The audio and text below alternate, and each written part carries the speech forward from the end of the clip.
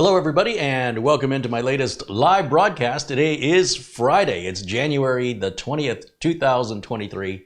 I'm your host, Kerry Holzman. And happy early New Year, Chinese New Year, which is Sunday, January 22nd, for all of the folks in China that watch us, which I think there are 3.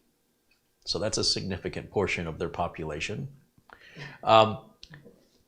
Or for the Chinese folks living around the world. So for that matter, today what I have in store for you is the folks over at ACEMAGICIAN have sent me their latest mini PC to review. As you can see, I've left it completely shrink wrapped. I haven't done anything with it, so we can have a true unboxing experience. And rather than do rehearsals or scripting or, a ton of research, I'd like to have a real experience that we can share together. It's the closest way I can think of to give you the experience virtually, as though you've done this yourself. And a shout out and a thank you to everybody who has contributed prior to the broadcast, which includes Brad3514 with a $10 super chat contribution. Frankie B contributes $19.99 via super chat. Frankie says, "Hey, Kerry and chat, here's my fee for not being able to watch today. I'm at work." Well, very kind of you, Frankie. Thank you. And there's our good friend Buster. Peter Laycock with a £20 contribution. Says, "Good evening, Kerry and everyone in the chat. All the best from Bonnie, Scotland, where the temperature in Edinburgh is 27 degrees Fahrenheit, which is about 3 degrees Celsius." Always good to see you, Buster. Thank you so much. And for the PayPal contribution as well. Speaking of which, a shout out to Avery Ramstorff, who sent an Amazon gift card yesterday after the show. Thank you for all your support, guys. You're making these videos possible.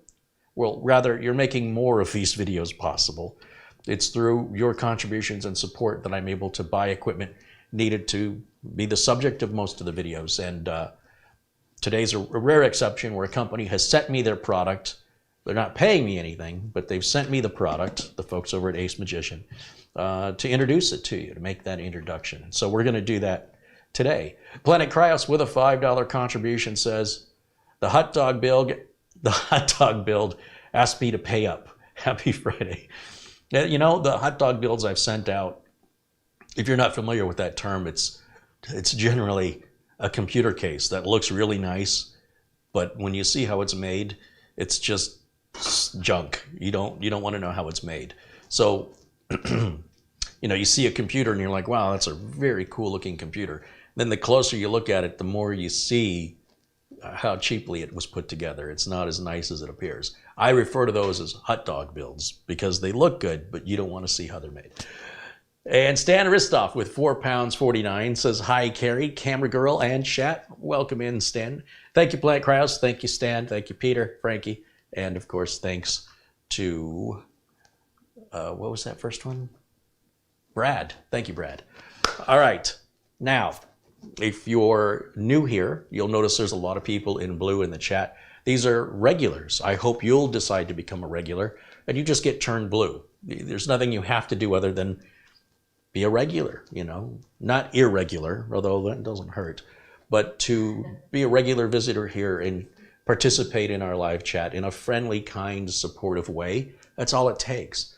Other people you'll see are in green. Those are our channel members, or they might be blue and also a channel member if they have the little gold badge with a number on it. That number shows the minimum amount of months in a row that they've been a member. The membership is $9.99 a month, and what that gets you is exclusive opportunities and smaller videos.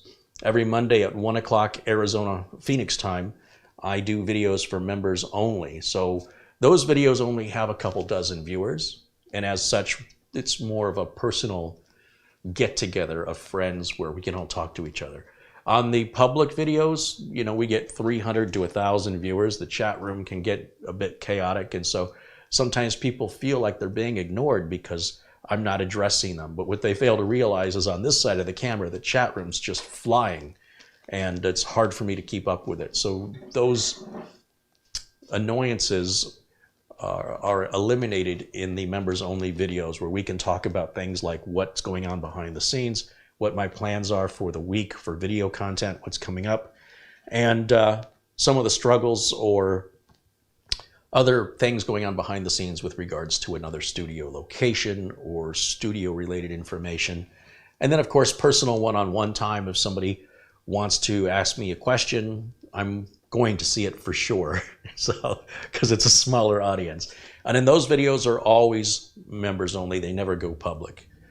There's things I'll discuss with members because I trust them that I won't discuss openly for fear that somebody who's got it out for me can use that to harm me. So, well, not really harm me, but annoy me. So anyway, so that's how that works. And throughout, when people offer contributions, I don't ask for them, but I consider them like a tip. So they're never expected, they're always appreciated. And so throughout, you'll hear me shout their names out as a way of saying thank you for doing something they didn't have to do, they weren't asked to do, but they did it anyway. And it's because of them, admittedly, that much of the content that I purchase, the materials I purchase from Amazon, I use for content for the channel. And so that helps cover those expenses and enables me to have more content at the end of the day. So that's how all of this is working, and we'll see how long it works this way. But so far, it's been very rewarding, I think, for everybody, I hope. And yeah, without further ado, I think we'll go ahead and open up this box here and see what we've got. Now, to prepare us, I've got all the information more or less copied and pasted from the specs page regarding what this is. And it's in the video notes along with a link to the Amazon page where they're selling it. I mean, they sell it other places, but I make a small Amazon commission, so I might as well point it to Amazon. I also know Amazon is real easy with returns. If you have any reason you want to return anything at any time, Amazon makes that easy. So what I'm going to do is I'm going to share that Amazon screen so we can both get an idea of what should be in this box, and then we'll get into more details of it once we hook it up and get it powered up. Now, let's see, where's my Amazon page? Should be right here. Okay. Yes. So this is the ACEMAGICIAN. The model of this is the I think SM06. It's in the thumbnail. But I don't see the model name here in the description. It says it's an AMD Ryzen 5 5600U, which is a 6-core, 12-thread processor that cranks up to 4.2 gigahertz. It's got Windows 11 Pro with 16 gigs of DDR4 RAM, 512 gig NVMe, and it's a graphics 7-core, 1800 megahertz. It does have support for a 2.5-inch internal solid-state drive or mechanical hard drive if you wanted to add that. It has dual Ethernet ports, and you can hook up to 3 monitors at the same time. It's got Wi-Fi 5 and Bluetooth 4.2. It's a bit of an older Bluetooth. We're up to 5.3 right now, but that really shouldn't be a problem. You'll notice down here currently it's got a $50 coupon. If you check that box, there's no coupon code you have to use, which then wants me to sign in. So that brings the price down to $328, and of course you've got free shipping on there. If we take a closer look at the product pictures here, you can see we've got 2 USB 2s, an HDMI and DisplayPort video out. There's our 2 LAN connections, a Type-C connector, and a Kensington lock. So if you wanted to lock this thing down with a steel cable so no one will walk out of the building with it, that's what that's for. That's Kensington lock would be sold separately. You've got your Type-C USB up front along with 2 USB 3.0s, and then your audio jack, which is both headphones and microphone. And that's pretty much it, I think.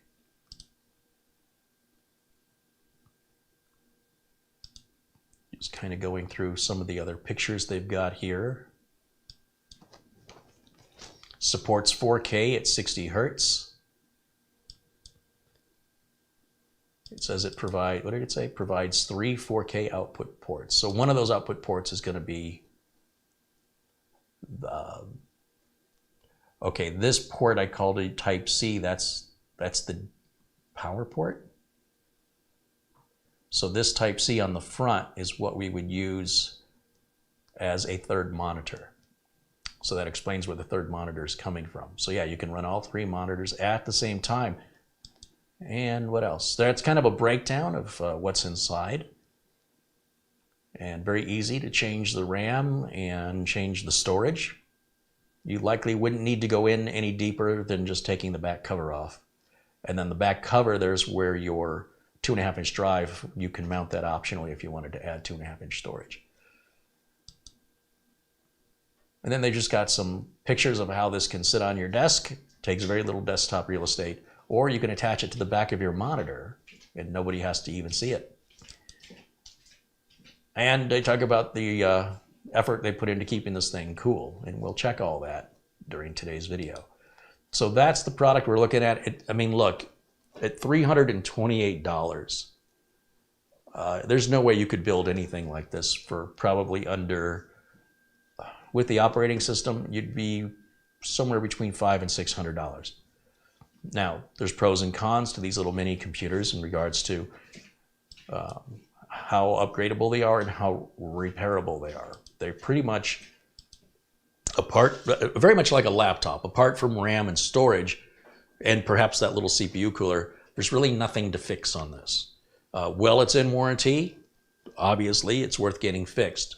But something this inexpensive, I would consider it disposable. If something were to happen to it, it's probably going to cost more to fix it than to just buy a new one.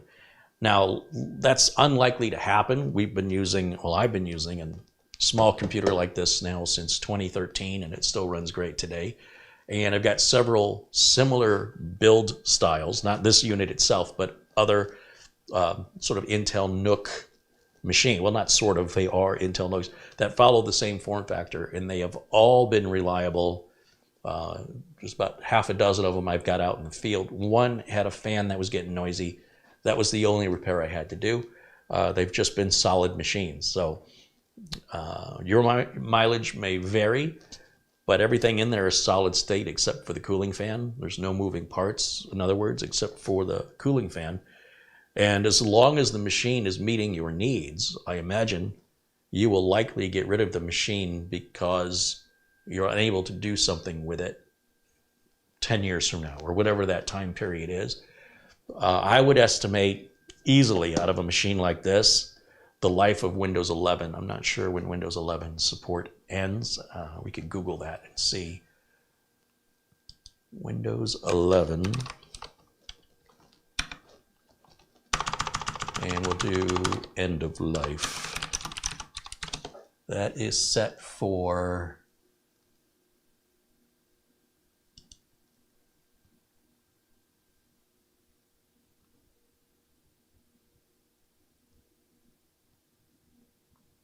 well, they have different versions of Windows 11, so I'm not quite sure when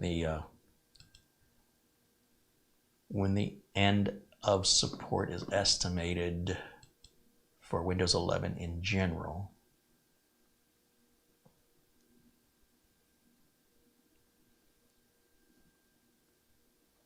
Kind of scrolling through this information here, and it's a little muddied because of all the different builds. So the different builds have different expiration dates. Updates continue to appear for up to 5 years after Windows 11 is discontinued, usually to improve security. End of extended support means paying customers get another 5 years to support their Windows 11 systems. That's for big corporations that pay for that. Folks like us, we can't do that. That's not an option.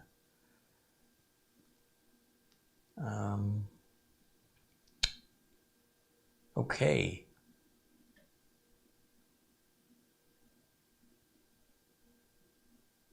So version 21H2 is set to expire on October 10th of 2023, but we're already on 22H2. So likely we don't really have an end of life set because they keep coming up with these updates, and every time they come out with an update, that means the prior update so it has a deadline where they're not going to support the old version anymore, and you have to get that big update that comes out once a year. So as far as I can tell, that is set that way to be indefinite at this point. But as long as the machine is meeting your needs, and at the end of the day, that's all that really matters. The idea of the machine breaking on you or needing repair, in my experience, is very unlikely. They're extremely reliable, and unless you're doing things to it, such as overclocking it, causing it to overheat, spilling something on it, dropping it, or moving it around a lot where you're the potential for dropping it or jarring it. But if you just simply put it on a desk and plug it in and just use it, yeah, I don't see any reason why it will outlive its usefulness. Kind of like I will. But in the meantime, let's open it up. Let's see what's in the box. Hello to all my friends in the chat, all my friends in blue, all those familiar faces. Good to see you guys. I already have my knife out here. Let's do this. Hey, should we get a close-up on this? Maybe put the camera girl to work. That's what I think.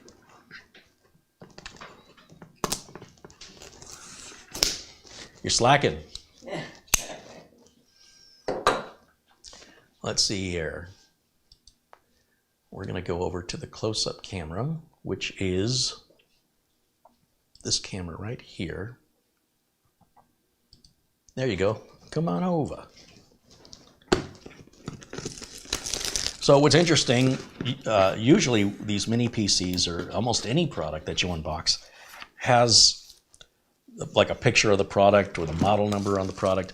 This is kind of a generic box. It looks like ACEMAGICIAN maybe doing this as a cost-saving measure, that they could use this box for several different models of PC that fits the same form factor and therefore would have the same, potentially the same accessories and the same packing because the case would be the same size. I kind of get that, but it is a little confusing for me to not know what's inside the box other than a mini PC, because I've got a lot of them hanging around here, and they all very boldly show off the product, so I thought that's a little unusual. Now, we do have some indication of what's in the box on this little sticker here, but yeah, it's very unusual that they put it in such a generic. It's like when you go to one of those small markets and then the grocery bags they give you just say thank you. They don't have the name of the company on them. All right, let's open this up and see what's in here. I feel like this should be adults only as I'm undressing it. All right, let's take the computer out of here. Some questions I'm asked include, how much product do you get that's just dead on arrival, where the product doesn't work?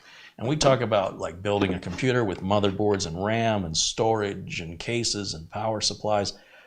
And I do all the unboxings live for that very reason, that you can see if something doesn't work out of the box. We're experiencing it together. This is, again, the closest way I can come up with to give you the experience as though you're doing it yourself.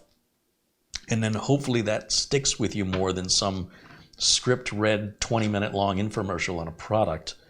And I forgot where I was going with that. But here's a close-up of the case. Oh, it's actually pretty light computer compared to some of them I've been testing lately.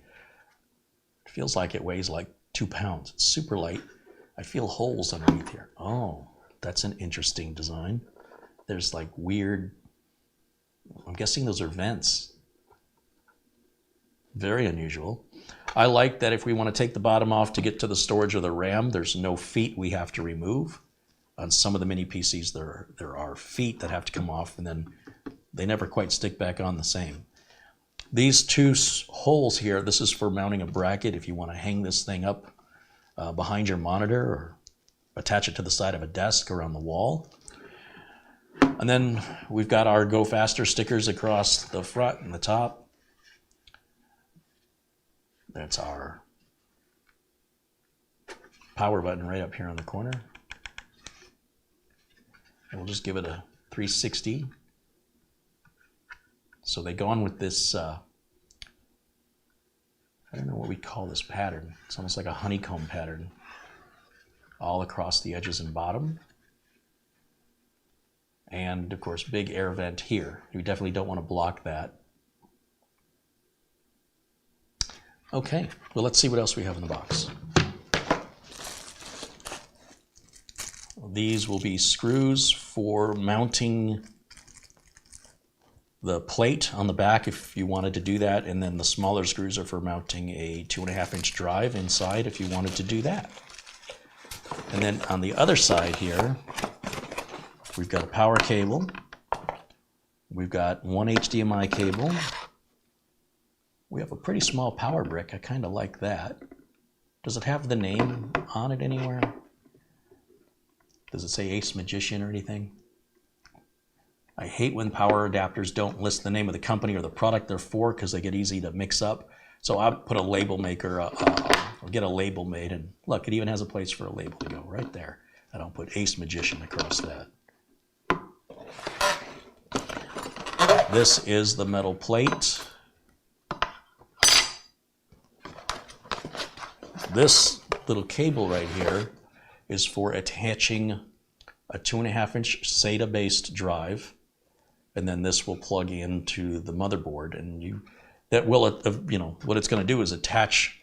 If you're attaching the drive to this bottom plate and then you're connecting this, you're putting a leash on that bottom plate, and once you do that, be very careful with how you take the bottom plate off so you don't rip this out if you're going to use it. And then finally, we have our little booklet right there, which of course I'm not going to read, but we can flip through it. And it's in multiple languages, and there's little how-to information in there. I find most of this stuff, for somebody who's been in this industry for 30 years, it should be relatively familiar to me. After a while, it all kind of starts looking and feeling like the same, and I will expect more of that. What connector are we using? We're using a Mickey Mouse connector. That means that that's not a standard PC power cable. It's using what you often see on laptops or Nooks, which is what is often referred to as a cloverleaf, or I prefer Mickey Mouse because it looks like his ears and his head. So not because it's cheaply made, like, oh, that's a Mickey Mouse connector. That's not what I mean. I'm referring to the shape when you look at it from a certain angle. Woohoo! All right. Well, we're going to plug it in and turn it on. And is it dead on arrival? Back, for those of you who are younger, there was a time when products that arrived damaged was fairly common throughout the 70s, 80s, even the 90s.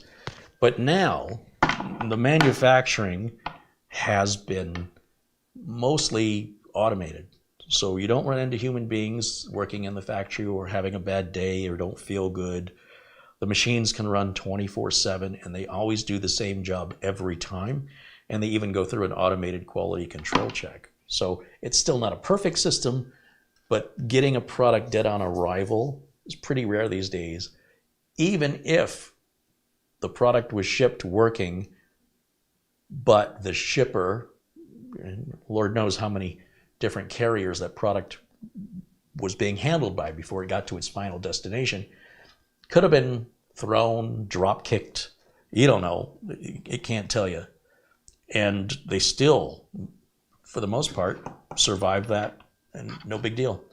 I'm even seeing monitors now where before, if you ordered a monitor through the mail, it was about a 50-50 chance that your screen was going to arrive cracked.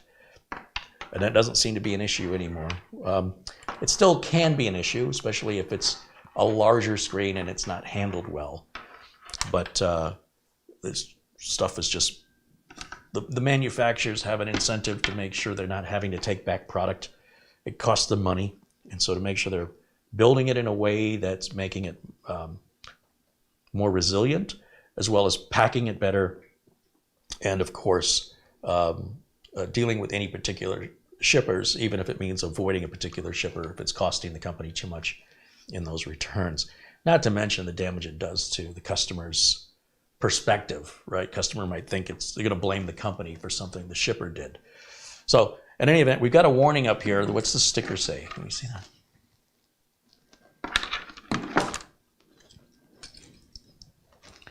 During the system boot process, if you cannot log into your personal account, please turn off Wi-Fi and LAN. Select the skip option and then log into your personal account in the system. Hey, that's pretty cool. I really like that they've added that. That's the first time I've seen a manufacturer who has a contract with Microsoft to put their operating system on there tell you how to avoid the Microsoft account. That's very unusual. Interesting. All right, let me step around and plug in the power supply, and then we'll get a keyboard, a mouse, and a monitor, and we're not going to plug the internet into it because I don't want it to force me to create that Microsoft account. And let's see here. Yeah, I really like how small the power brick is. And it just looks like it's a standard cell phone charger. But it's obviously got to put up more power than a cell phone charger. And that's going to go right back here, like so. And then, video. I need an HDMI cable. Now, we have an HDMI port here, a display port there. So I'm going to use HDMI. You can buy a display port to HDMI cable or adapter if you want to use another HDMI monitor. And the same is true with the front USB Type-C. You get a USB Type-C to HDMI adapter, plug it right into a monitor, and there's your third monitor. Keyboard and mouse I've got right here. We'll turn these on. And I will plug this in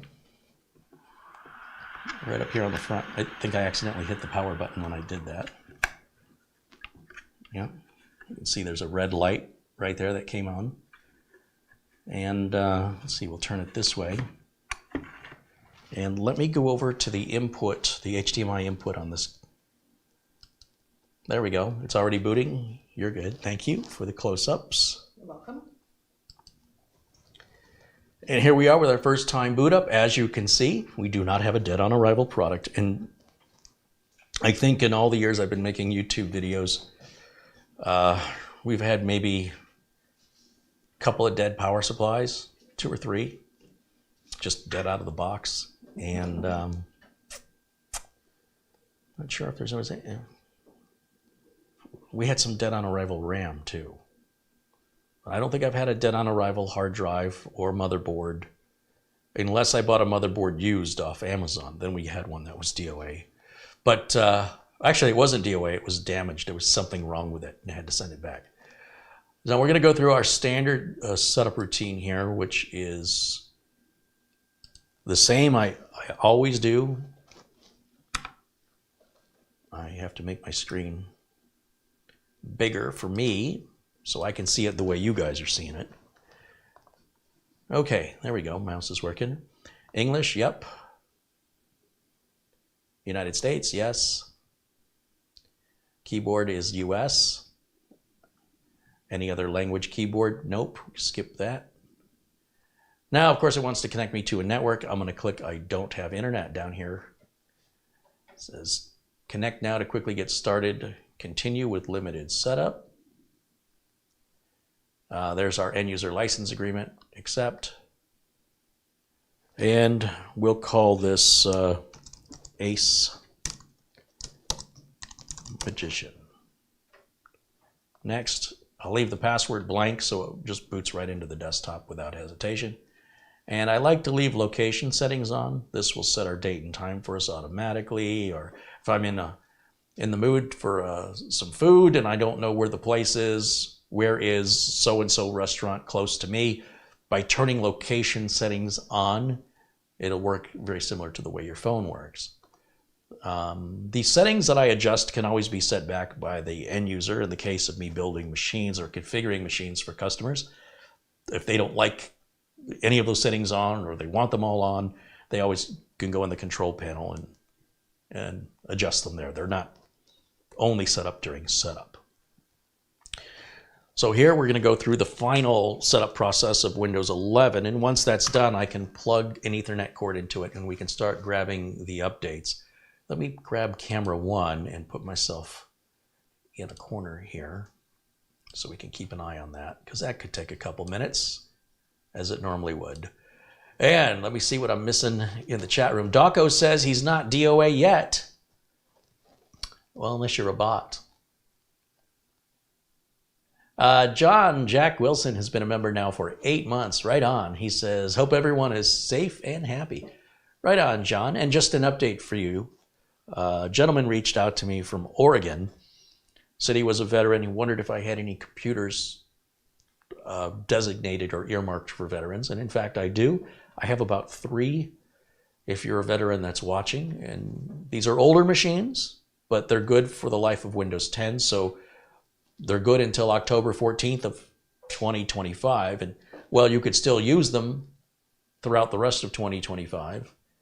I would not recommend using them in 2026 unless you put Linux or something on them. They're not Windows 11 compatible, but it is a free machine. And the shipping of the free machine is being covered by our good friend John Jack Wilson there in the chat room. And so I want to give him an update that when I'm spending his money, that he knows it's going where it's going. And in this case, this gentleman is in Oregon, so that shipping isn't going to kill me. Thank goodness I'm shipping so much stuff to the East Coast. I shudder when I get the bill. It's, you know, $150 to $180 to ship a full-size tower to Florida or New York or Pennsylvania.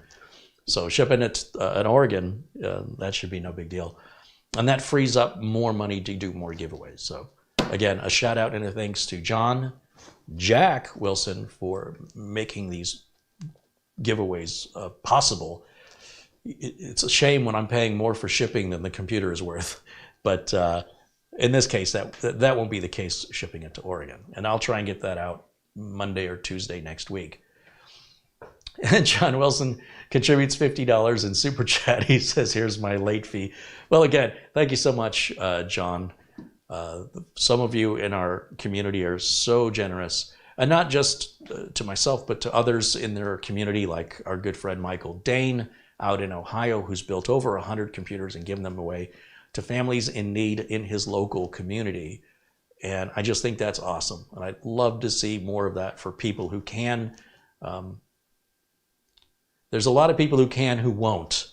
And there's a lot of people who can't because they're just struggling to get by.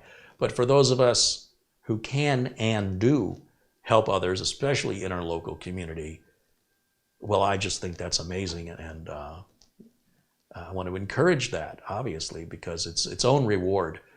It's one thing to feel good about getting something for free. It's another thing about giving something to somebody in need versus somebody who's just, you know, being selfish. And so when you're really helping folks in need, it's rewarding for everyone involved. So if you don't believe me, just try it sometime. That's all I'm saying. All right, it looks like our Windows 11 has finished processing here. And so what I'm going to do is I'm going to come around the table. I've got an Ethernet cable on the floor. If the cable on the table has a label,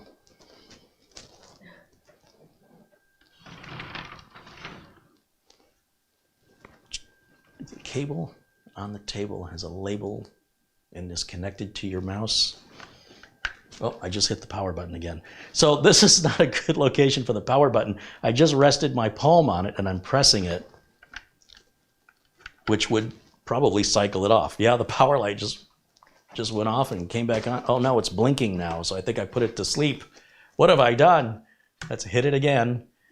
I got to be more aware of where I'm placing my hand, obviously. This is at a different location than what I'm accustomed to. On most of the Nooks I deal with, or the small form factor like these machines, they usually have the power button flush to the front, which I would prefer. That also means if you set anything down on top of it, not only could you be pressing the button, you'll be blocking these very important air vents. At least I think those are air vents. So ideally, there's definitely air vents on the side, and if you put this on its side, you're blocking those air vents as well. So if I were getting this specific model, make sure that I would make sure I didn't put too much around it so that it could breathe properly. So those are just a few things I'm noticing right out of the gate. They're not major, they're just something to just keep in mind when you're setting it up. Not a big deal. We'll go over to Windows Update right now and we'll grab updates. And while that may take a while, it's a good opportunity for me to talk with you guys in the chat. So we'll just set that aside. I can drag this over a little bit so we can get keep an eye on when it needs to be restarted. And in the meantime, let me go make my font a little bigger here in the chat room so as I can seize. Morton said, UPS just dropped off my new laptop. Right on, Morton. What laptop make and model did you get?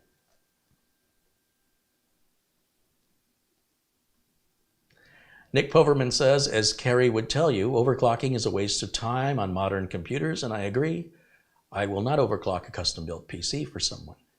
Well, it's the support side, right? When you're just doing it for yourself and whatever problems it comes up with, they're your problems and it only affects you. Have your fun. But when you're trying to run a business and when people are paying you for service, and then you're now responsible and potentially liable for any damages you cause. And if the customer were to run into any problems, you would expect them to call you, right? Because you want more business from them, I would hope. But if you don't take care of them and you keep having to do free service because the overclock is unstable and that's what they wanted, so that's what you gave them, you might soon regret it because it'll be hard to stay in business giving away all that free labor indefinitely in order to maintain that customer relationship so the customer could refer you to their friends and potentially buy another system from you. So when you're building for yourself, none of that applies. So have your fun. But when you're having your fun that results in problems, it is also, you have to understand your consequences, take your responsibilities, that when you create your own problems, ideally you solve your own problems and you're not asking other people to help you for free over something you intentionally did. So that's a great way to learn though. And having somebody help you solve the problem you made, not so much a good way to learn. Forcing you to deal with it will make you a better technician or a better, you'll be more familiar with your specific machine and where its strengths and weaknesses are, because no two machines overclock the same. And again, and when you do successfully overclock, you're looking at typically 8% gain, maybe 15% on an extreme. And when we're talking about 4,000 megahertz, 8% or 15% isn't really making that big of a deal. It also generates more heat, costs more in electricity, and may shorten the life of the components. Ahmed says, greetings from Egypt. Hello, Carrie. I wish you a good day, and I love your videos. Well, thank you very much. Hey, look, we got a viewer from Egypt. How cool is that? I love it. Awesome. One of my favorite Egyptian figures, or I guess it's a god, is Anubis. When I had my dog Jake, he always reminded me of Anubis. And I would love one day to have an Egyptian pharaoh hound. They are very striking looking dogs. Yeah. I don't know what they're like in their temperament, but boy, are they. I see an Egyptian pharaoh hound and I just think of those sculptures, the ancient Egyptian sculptures, and I don't know, they just strike me. So Jake was my wannabe pharaoh hound. And that's the extent of my knowledge of Egypt. That's all there is. That's all I got. Taco says, hey, it's guaranteed until it goes wrong. Yeah, you see how long that warranty works for your customers ever coming back, but I know what you mean. Thing one says, Carrie says used items from Amazon warehouse are safe to buy, but wonder if that applies to their GPUs. Is buying a used GPU worth it for that component? Well, what something is worth is an individual decision based on your particular value system, your expectations, your needs. We all have different needs. I can't tell you how much you're going to need to eat until you're full. I can't tell you what your preference is going to be over the steak, the chicken, or the fish. I don't know you. And you might normally prefer one over the other, but it may be that you don't like your preference your primary preference may be steak. But at this particular place you go eat, you don't like their steak, you like their chicken. So even individuals can change their values based on their environment. And as a result of that, when we determine whether or not something has any value, the best way we can do that is to essentially compare it in our mind. What would a new GPU cost? What's my warranty? And can I return it if I don't like it? when you talk about returned items at Amazon, I don't recommend just about any, I don't recommend consumable products. I would not buy used batteries. I wouldn't buy used paint. Not that they sell it. It's in the shape of a house. Stephen Wright joke. I wouldn't buy a used hard drive or a used solid state drive. I have, just to see, and I got a Samsung 970 Evo M.2 drive, and it had about a quarter of its life used on it, which is a lot. I was hopeful that whoever bought it plugged it in, was compatible, they sent it back, and so it would have had very little, if anything, written to it. In this case, it looks like somebody used it for a good couple of months and then sent it back. Now that drive still works today, but the solid state drives, they have a limited number of writes that will likely outlive their usefulness anyway, but I just don't think it was worth the savings for that. I prefer peace of mind, right? So how much does peace of mind cost? So if you see a used GPU on Amazon and it's being sold by Amazon Warehouse, you can at least have peace of mind knowing that you can return it for any reason. You don't have to have a specific reason and send it back, and Amazon's very easy that way. Now I am hearing the fans ramp up on this. I don't know if you can hear it. You bring the microphone closer.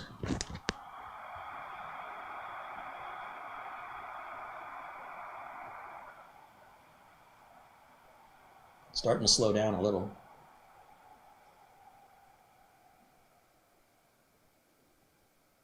And now it's quiet again. Now, that is the way a CPU fan is supposed to work. Back in the day when we first built computers, the fans just ran at full speed, and that was their one speed. It was on or off. These days, now fans can slow down when the unit's not as hot and doesn't need that much airflow. And then they ramp up when the CPU starts getting hot. And once they effectively cool the CPU down, the fans slow down and quiet down. That is normal operation, except when you overclock. In many cases, the fans are going to run constantly and your cooling solution is going to have to be beefed up. And it's for what you're getting in return for the money, I don't think it's worth it. And I don't think most people would notice it outside of benchmarks anyway. It may be a fun hobby for some people who have money and time. In my life, I have figured out from the people I meet that most people have time and no money, or they have money and no time. I don't run into too many people that have both money and time. But hobbies are hobbies, and they can get very expensive. I have a friend that does drone racing, and the amount of money he's got in that equipment just for something he does for fun is pretty incredible. I mean, he's got a whole bedroom in his house, just his drone room for parts. He doesn't just have one drone. The drones have cameras on them, and you wear like these virtual reality glasses, and it's like you're seeing right out of the drone. And they race. I mean, these things move. They got to be going 50 plus miles an hour. They're incredibly fast. They're like little hummingbirds. And the races happen very quickly. It's almost like comparing like the greyhound races, where they used to race greyhound dogs, versus a traditional horse race. The traditional horse race seems to take a bit longer to get around the track. Those dogs, they move so quick, and the race starts and it's over relatively soon. That's what it reminds me of. So yes, for hobbyists, for people that just want to tinker around, that's all well and good. But do bear in mind when you're watching content on YouTube, most content creators are enthusiasts. And a lot of what they're showing are enthusiast activities. A lot of the things they're worried about, when they're obsessed about frame rates or they're obsessed about temperatures, they go along with the overclocking that they're doing and creating those problems.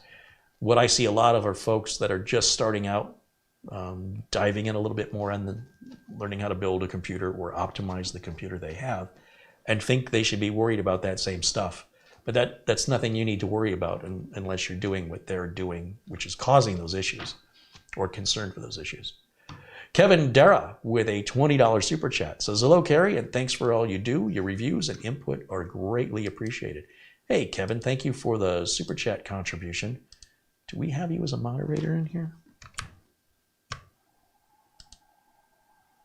Well, you are now. Thank you for supporting the channel and your kind words. All right, is this thing waiting for me on a reboot, or what's it doing? Oh, it's still doing something here. Let's see. I'm going to just go through the chat room if you have a question for me or you want to say something. I'm looking in there now, so I'm going to scroll back and see what I've been missing.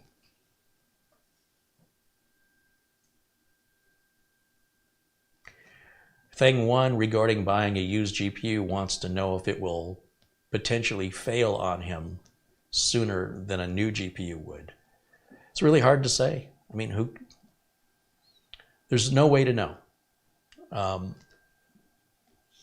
Generally speaking, with electronics, we have said as far back as I can remember, and it still remains true today, that if the electronic device is working as it should for about a week, it'll likely continue that way for a very long time. If there are any issues, they generally pop up right away. There's no crystal ball, and I would say this. Keep your expectations in line with the amount of money you're spending. If you think you're going to get the exact same graphics card with the exact warranty and all of the peace of mind that comes with buying new, but you're going to pay less because you're outsmarting everybody, you're not outsmarting anybody, because what you've done is you've set yourself up with an unrealistic expectation. When you go buy the cheapest used car on the lot, and then you buy a brand new Mercedes, don't think when you take the car in for service, they're both going to treat you the same way. The waiting room won't be as nice. The Mercedes waiting room might have donuts and snacks, popcorn, free for everybody while you're waiting for your car to be serviced. The cheap dealer, the inexpensive car, it's sort of, well, it goes hand in hand. So that's realistic what to expect. If you require some peace of mind of warranty, and that's really, really important to you, don't buy used. But if what you want to do is save money, likely everything's going to be fine, because if there's any problems when you buy from Amazon, at least if you're buying from Amazon warehouse, you can always return the product within 30 days, and it won't cost you anything to return it. And if it survives those 30 days without a problem, I mean, unless you're overclocking it or doing something to cause it to fail, just under normal usage, I wouldn't expect it would be a problem. And you should also figure in your head, at least I would, how much you're saving to determine how much a reasonable warranty is worth. When I had to replace the engine in my Chevy Blazer, it was $6,000 for an engine, and the car wasn't worth $6,000. And the reason I authorized that repair was I knew the history of the car. I knew if I were to take that $6,000 and buy a used car, I don't know what's potentially wrong with it. But I know if I put a new engine in my Blazer, then everything else with the car is good. It's never been in a wreck. The interior's fine. It wasn't cracked. It's been well maintained. It hasn't been driven hard. And I know the history of the car. However, I also at the same time realized that if somebody runs into my car after I just put $6,000 into it, I didn't increase the value of the car. The car is still worth less than that, regardless of how much I put into it. So if I get into an accident, or if somebody runs into me, which I have no control over, then that $6,000 was a bad investment. However, if I put the $6,000 in, put the new motor in, and I don't get into any accidents, after 2 years, I've broken even, and anything after 2 years is free, basically. And so I ended up, being a little nervous those first 2 years. I hope nothing happens. And the 2 years came and went, lickety-split like that. And then I continued driving the car for another 5 or 6 years after that before I sold it. So in that case, it was a good investment. But there is some gambling involved. And if you're not the gambling type, perhaps just stick with new would be my advice. Sometimes the used prices are so good, I'll just say, you know what? If it's $200 for a $500 video card, and that video card lasts me a year and a half, I got my money's worth, right? And anything beyond that would be icing on the cake. So that's kind of the math I do when it comes to buying some used equipment. right? How much is the savings? How long do I have to own it before it pays for itself? And can I return it? Do I have to pay to return it? And how much time do I have to return it? With regards to shortened warranties, I very rarely have ever used a warranty on products. Mostly, the most common thing I return is RAM, memory modules. And even then, it's not that often. The power supplies are so cheap, it doesn't make sense to pay for the shipping back to the manufacturer, which is what you do under warranty, right? That's versus sending it back to the retailer, which you have 30 days to do. After 30 days, whatever is of your warranty, you would send back to the manufacturer at your cost. And then the manufacturer will send you back another product at their cost.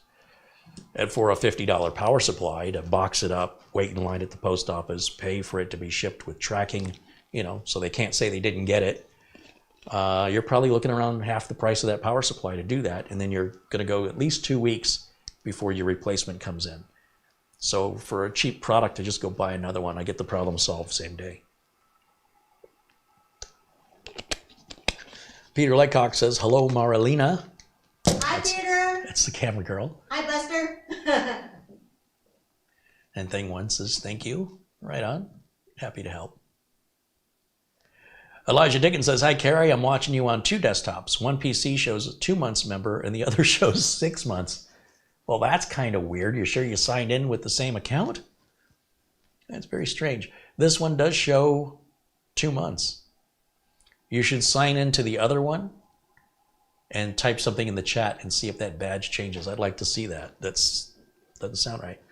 Garfield says, I heard those fans and I don't hear all that well. Well, it is a good microphone. But this unit, the fan noise is certainly more pronounced than on some of the other units we've tested, but it's not terrible. And it's temporary. It sort of ramps up and down as the processor's being, processing these updates. Some updates are a bit more intensive on the CPU than others. It doesn't bother me. I think this would make a fine media computer to have it like in a living room and let it, stream your media through that to your television. I don't think the fan would get in the way of the experience unless perhaps you're watching a movie and it's a very dark, quiet scene. Well, it doesn't have to be dark, but if it's a real quiet scene and for some reason this thing were to be processing an update or something in the background and the fan would ramp up, I could see that being a bit distracting, but it's really not that bad. Especially if we compare it to fan noise of computers from 10, 20, 30 years ago. Those computers were much louder. But if we compare this to other modern mini PCs, this is up there with the noise level of the fan. And it's a white noise, so it's not like a coil whine or, some ear-piercing whistle. It's just a staticky white noise, and it goes in waves. Like right now, it's completely quiet. And I would guess 70% of the time it'll be that quiet, and about 30% of the time it'll ramp up for a little bit. I think that's just normal operation. But if you're sensitive to that, you're not going to like this. I can tell you that much. I don't need a crystal ball for that. All right, let me see how we're doing on our updates here. Still installing. Okay. Get rid of that little box. And back over to the chat room. Corey Liddell says, hey, good to see you, Carrie. Just popping in on my break. I'll catch up on the live later. Right on, Corey. Thanks for stopping in. Andy Kane also joins us. Stan Ristoff with £1.79 says, overclocking equals problems. For sure. Guaranteed. Because if you want to find out where the limit is of how much you can push the computer beyond its original design, you have to cross the line to figure out where the line is. So you absolutely will have problems. And then you have to back away from it to see where the line started. And this can be a very, very time-consuming process to find where is the very edge before you fall off the edge.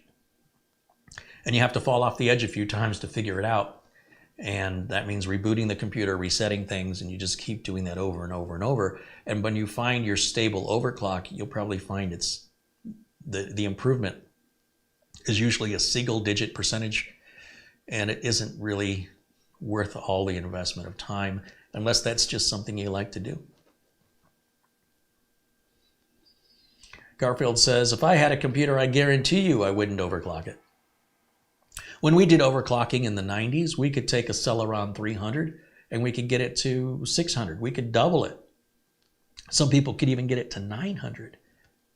Can you imagine if you could take a 4 gigahertz processor and double it to 8 gigahertz? Then I'd understand overclocking. It would make sense, especially for the amount of time and effort and expense you've got to put into additional cooling and the added expense of running a system with that much more power. But the returns on the investment just are diminishing. And the CPUs, to be honest, they mostly overclock themselves with things like turbo and boost that they handle internally in the BIOS. That's why you hear the fan ramp up and go down. That CPU is speeding up and the CPU is slowing down. When the CPU speeds up, it gets hotter. The fans have to kick up to cool it down. And then when the CPU isn't needing all that power, then it drops its frequency level down. It lowers its power consumption, which causes less heat, which means the fans don't have to run as loud. So more or less, overclocking is being done for you on modern computers. And it's being done in a conservative manner. We're not taking it right to the edge, or people would be complaining about how crappy the CPU is. But when people do it to themselves, they don't complain about how crappy their CPU is because they're the ones causing the problem. Jorge Ruiz says, hello, Uncle Kerry. Greetings from Chiapas, Mexico. Am I pronouncing that right? Chiapas? I don't know. I've never heard of it. He said, do you have a recommendation for a ready-to-go motherboard for a 5600G CPU? There's no way anybody can make a recommendation to you because we don't know what size case, what you're planning to do with it. We don't know what's available in Mexico, and we don't know the Mexico currency conversions. So really, it's up to you to figure out what's going to meet your needs and your price budget and what's available in your country.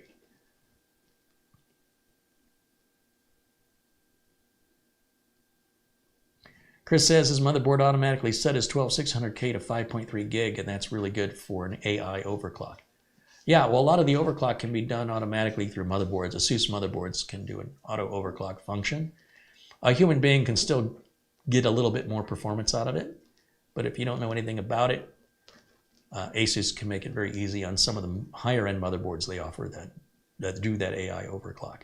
I still don't recommend it though. It'll still run hotter, and if you put a better cooling solution, a more expensive cooling solution, likely the automatic overclock will result in a higher final number. Nick Poverman says, I have a freezer from 1998 that's in my basement that still works. The only thing was replaced in all this time is one of the hinges. I use it to hide the bodies. You know, the thing about using old appliances is the amount of power they use. That's the problem. So if you have an old refrigerator or an old stove or an old washing machine, dishwasher, clothes dryer, replacing it can lower your electric bills significantly, depending on how often you use that appliance. So in some way, something like an old freezer is likely adding to your electric bill in a very measurable way. Replacing that with a modern freezer is probably going to pay for itself within, depending on the efficiency rating, as soon as 1 year, and certainly within 2 or 3 years. So sometimes holding on to these old electronics because they work, you're paying for it in a way you don't realize, which is in the power consumption. And if you're ecologically minded, if you're Greta Thunberg or something, you'd get rid of it strictly because it is not eco-friendly compared to today's modern models. But, a decision for each of us to make. But I can tell you, take a pool pump, for example. If you're in Arizona, a lot of people have pools, in-ground pools, and the filters need to cycle all the water in the pool every day. And it used to be the pool pump was on or off, just like computer fans used to be, on full speed or off dead stop. Today's pool pumps, you can actually articulate how many gallons per minute you want the pump to move. And you can also articulate if you want 10%, 20%. In increments of 10%, you can adjust how much you want that motor to be on. Normally, I keep my pool pump motor at 70%. Now, the old pool pump motor was always at 100% if it was on. I'm accomplishing the same job, but I'm spending way less money in electricity because a pool pump probably represents 1/3 of the electric bill, because it's a 220 volt, 8 hours a day run, and second only to an air conditioner, right? That, as we all know, running the air conditioner can raise our electricity. And if you have an old air conditioner, it will cost you more to run, assuming it's of the same size, than a modern one. And so you make your money back on the electric savings. So that's just food for thought.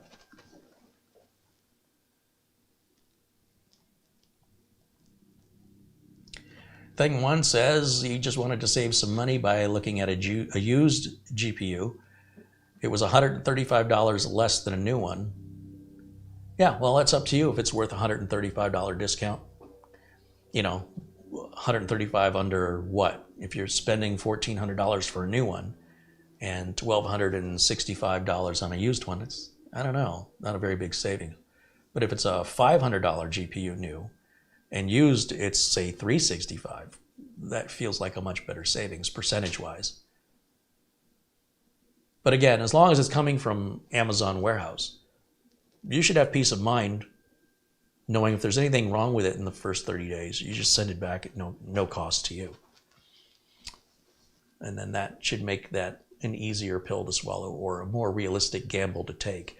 Yeah, and if that's too much of a gamble for you, then yeah, spend the extra $135 and don't get, just get rid of the anxiety. What's peace of mind cost? Let me see, is it time to reboot? Yeah, it is time to restart. So we'll up here and hit restart.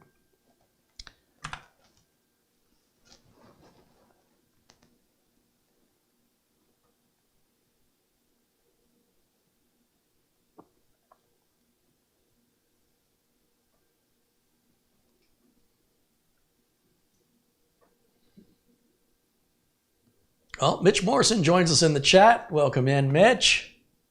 Mitch wants to know what you call a camel with no hump. Humphrey. Wow. Ouch. John Williams wants to know, is it a chlorine pool or a saltwater pool? I did convert the pool over in the house that I grew up in. We converted that to saltwater, and I loved it. I thought it was fantastic. You just have to dump a great big bag of salt or two in it once a year, and it converts that salt into chlorine, and the water had almost a seawater saltiness to it. The pool here is a chlorine pool. But yeah, no regrets on that saltwater pool, because the saltwater pool, you never had to put chlorine in it. It made its own chlorine. It was very easy. You did have to clean out the inside I forget what the device is called, the chlorinator. It has these metal fins, and they get a buildup on them, and it becomes less and less efficient. You have to open it up, hose it out, clean it up, get all the buildup off of it. You could soak it in hydrochloric acid, I think, or we soaked it in something. And I mean, Muriatic acid. What did I say? Muriatic. Well, you said hydrochloric, but it's muriatic. Muriatic acid. Yeah. Yeah, I think we dumped it in that. And then we ended up just dumping the muriatic acid back in the pool. Yeah. So it wasn't like we were wasting it. And it only took seconds. Like that stuff ate it away real quick. You put it back together. All right, we're back up and running over here. So let me go back to Windows Update. If you ever get a new computer or a new phone, I always suggest you go to the settings and check for updates. I did that this morning on my Android phone, and there was a big Android update. Now, eventually, when it comes to phones, they will auto-install over time.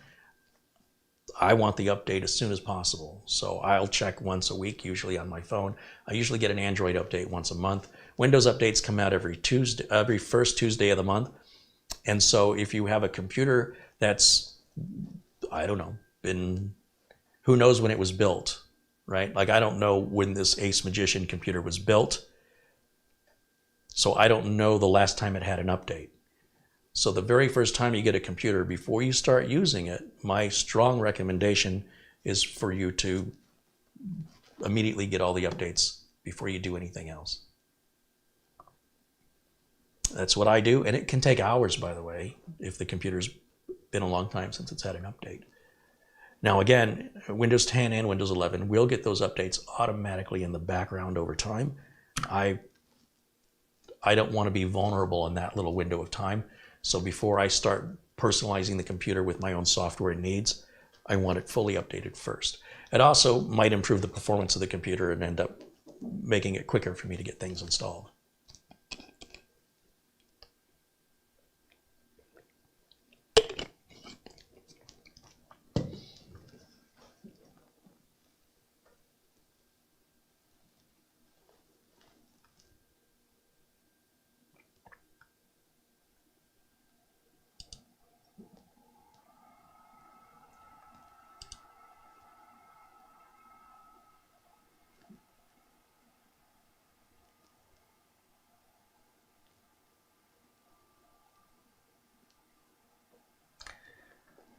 Glid's Music says, hey, Mitch, I was going to become a comedian too, but everybody just laughed at me.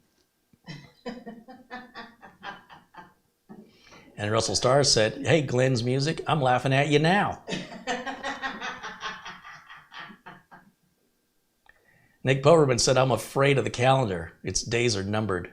Oh, I'm afraid for the calendar. For the calendar. That was a good one. Steve Welch is asking Mortant how's the new laptop look? Oh, I had asked him what new laptop he bought. Did he ever answer me? I gotta look. Luke Greenia says, I just sent you a $20 PayPal contribution. Thanks for the great content, my friend. Neat mini PC. I'm still hoping for one. Right on, Luke. And how's your new laptop, by the way? And Mortant said, I just sent you an Amazon gift card. Oh, all right. Well, I better check that out.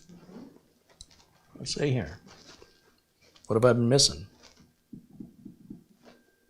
Oh, there it is. A $100 Amazon gift card. Wow, that's very generous. Thank you. He goes, this will help with the shipping of computers or for the channel. Very kind. Thank you so much. And there's Luke Greenia's $20 PayPal. Right on. You guys rock. Let me go back over here. Is this still doing something?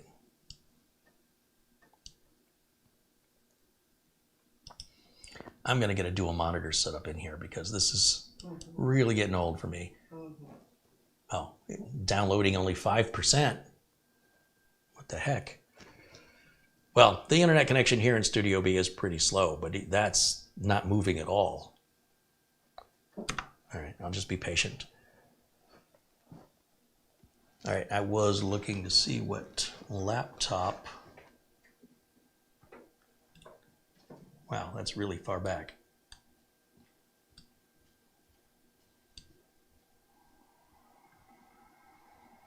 And if I'm quiet, you can hear the fan speed up and slow down as it's grabbing this update.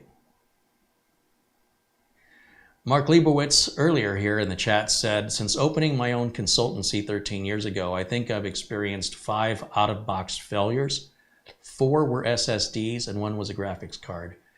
In the same amount of time, maybe a dozen in-warranty failures. Well, depending on how much you're selling, that could be a very low number or a high number. I'm guessing you're selling a lot.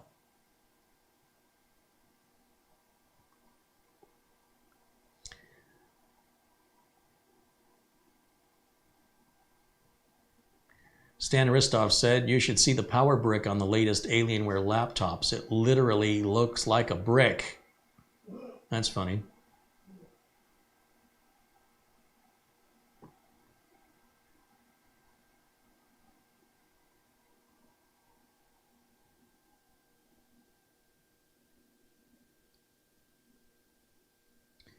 Rob Dvorak says, Carrie, last month I bought a new lawnmower, starting with one of your Amazon links. I hope I did it correctly and you got your commission. You know, Rob, I don't normally look at the listings of what's been sold day to day, but if you give me an idea when you bought it, I could look it up and see if it's in there. It probably is. I would imagine if you use my link, I can't see why it wouldn't be.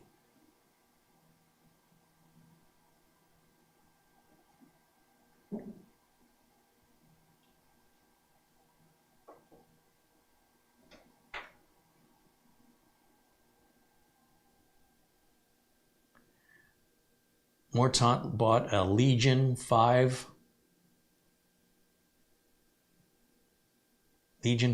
Gen 7 Intel 15-inch with an RTX 3070 Ti. Ooh, got a gaming laptop. Nice. Well, that's exciting. You got that today?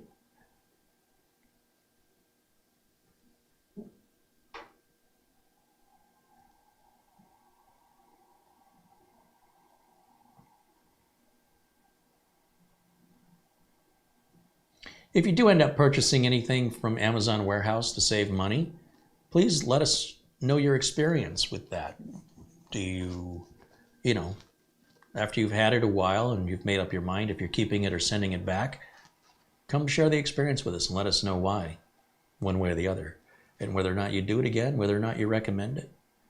Just overall, would you have a good experience or did you have a bad experience?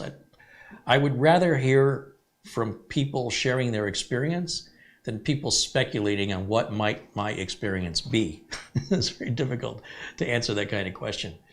But we can certainly develop a pattern or a consistency from chat members, chat room participants, who share their experience and see what the common denominator is. Are more people very happy with that? Or are the vast majority regretting it? Or ended up sending things back and aren't going to do that again? I would love to see and collate that information. So please keep that in mind when you join the chat. If you were to, or if you already have purchased something from Amazon that was a returned product, what was it? And was that a good decision? I'd love to hear from you.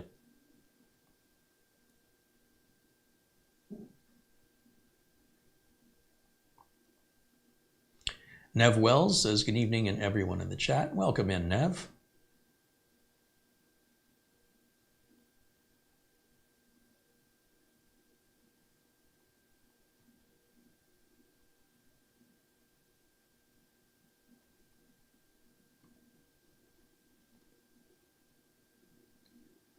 Ron Barnish says, my CPU is working okay now, fingers crossed. I guess I might have missed some other earlier conversation there.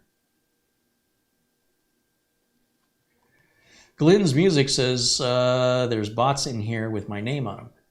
Well, they have to subscribe to the channel to join in the chat, so I encourage them. And of course, we can always hide them from the channel, and then they can just create another user account and come back in as long as they subscribe. So all they're doing is boosting my channel. I don't see any harm in that. I mean, if YouTube allows it and it benefits me, let them keep coming in. I mean, if it sounds like a very nice thing to do for a creator, honestly.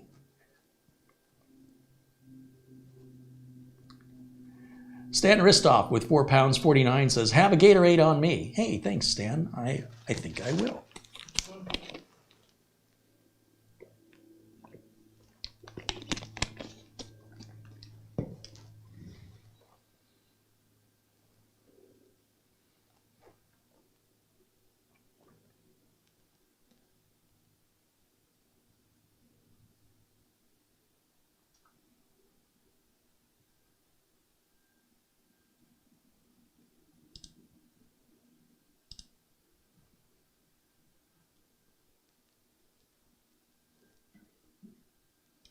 Ligrinia says his new Dell is rocking on so far. What was that you got? It was an XPS, wasn't it? That's what I use myself.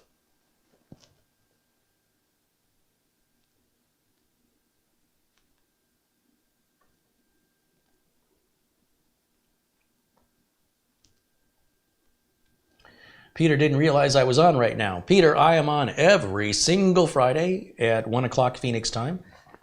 So just put it on your calendar, put it on your reminders of your phone or your email application to send you a reminder. Every Friday, 1 o'clock Arizona time. Right now, that's 12 p.m. Pacific time, 3 p.m. Eastern. And in the springtime, when we move the clocks up an hour, then that time moves up an hour. But Phoenix never moves our clocks ever. So it's always 1 o'clock in the afternoon on Fridays, Phoenix time. And so for half of the year, like the time we're in now, California is an hour behind us. In the spring, California moves their clock up an hour, and then they're on the same time zone, or they have the same time as us. When it's 1 o'clock here, it's 1 o'clock on the West Coast during the spring months. And then when they take their clocks back an hour in the fall, they fall an hour behind us. The East Coast is 2 hours ahead of us. So if it's 1 o'clock here, it's 3 o'clock in New York and Florida on the East Coast. And then when they move their clocks up in an hour, it'll be 4 o'clock.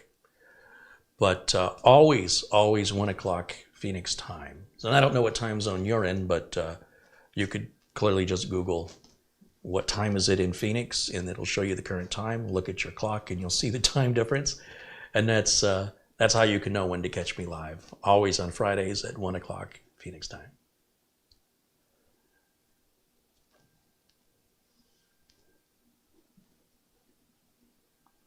Daco says, I love Tommy Cooper. Wasn't he the comedian that died on stage? British guy. Had like a heart attack on stage. People thought it was part of the act, so nobody came out to help him for a while. And then he wasn't moving. And then some stagehands came out and, whew, talk about dying on stage. I mean, he took it literally. Terrible joke, but I'm sure of all people, he'd appreciate it. Luke Greenian says he's got a Dell Dimension 3520 with an i7 12th gen. Dimension? That's a desktop, right? Is that a laptop? I thought it was an Inspiron or an XPS.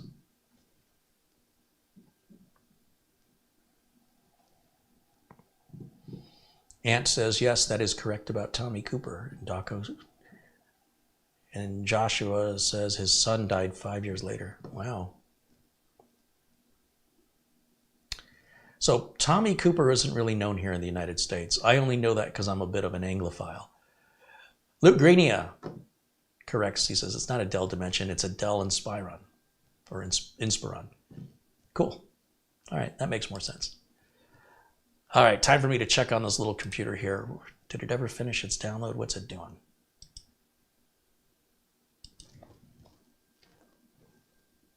It's installing. Okay, well, making some progress. That is a big update, apparently. Once this finishes, we'll restart. It should be the last update. Then I can run Crystal Disk Mark on it. We can get an idea of what our input-output performance is. And we can take a look at the internal specifications with CPU-Z. And of course, we can take the bottom off of it to look inside, but it's mostly going to look like they all do. You're going to have a spot for your NVMe storage. There may be a spot for a second NVMe, I don't know. There's typically 2 RAM sockets. The RAM is not soldered on. And then there's a little bay under the cover to mount a 2.5-inch drive, whether that's a mechanical or solid-state drive. To take it out any further than that is unnecessary. The CPU is upside down. And so the CPU is soldered onto the motherboard. You can't change the CPU out. So there should be no reason to remove the motherboard and flip it over to look at the CPU side of things. Everything we need to access, including if we wanted to upgrade the Wi-Fi and Bluetooth to, let's say, put Wi-Fi 6E or the soon-to-be Wi-Fi 7, that's usually very easy to change out in these little mini computers. And it's all just removing that back plate. Very easy. Dwayne Blackwelder joins us, says hello everyone and happy Friday. Welcome in, Dwayne. Oystein joining us from Norway, contributes 100 Norwegian krona. He says, good content as always. By the way, it's a small possibility I'm going to go to Phoenix during the year. Well, hey, you'll have to reach out to me. Maybe we can do lunch. Be nice to meet you. And you can tell me all about Norway. I have a lot of questions. Like, what does the fox say?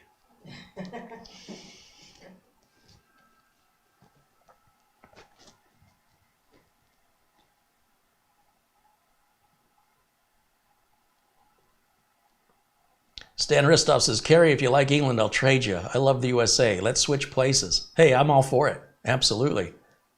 I could have fish and chips every day, like good fish and chips. I could probably go to a different chippy every day for years and never go to the same place twice. You know what it's like trying to find fresh seafood in Phoenix? Didn't happen. There's there's a couple places. There's a couple. I wouldn't call it fresh. There's 5 or 6 off the top of my head, but you they're. see an ocean anywhere near here? But that's what scares me about the Las Vegas seafood buffets. Where's that seafood coming from? The sewers? Angel with a $5 contribution says hello. Thank you for the contribution, Angel. Chris Johnson's been a member now for 8 months. He says, hello, everyone. I'm grateful to be with you. Well, we're grateful to have you.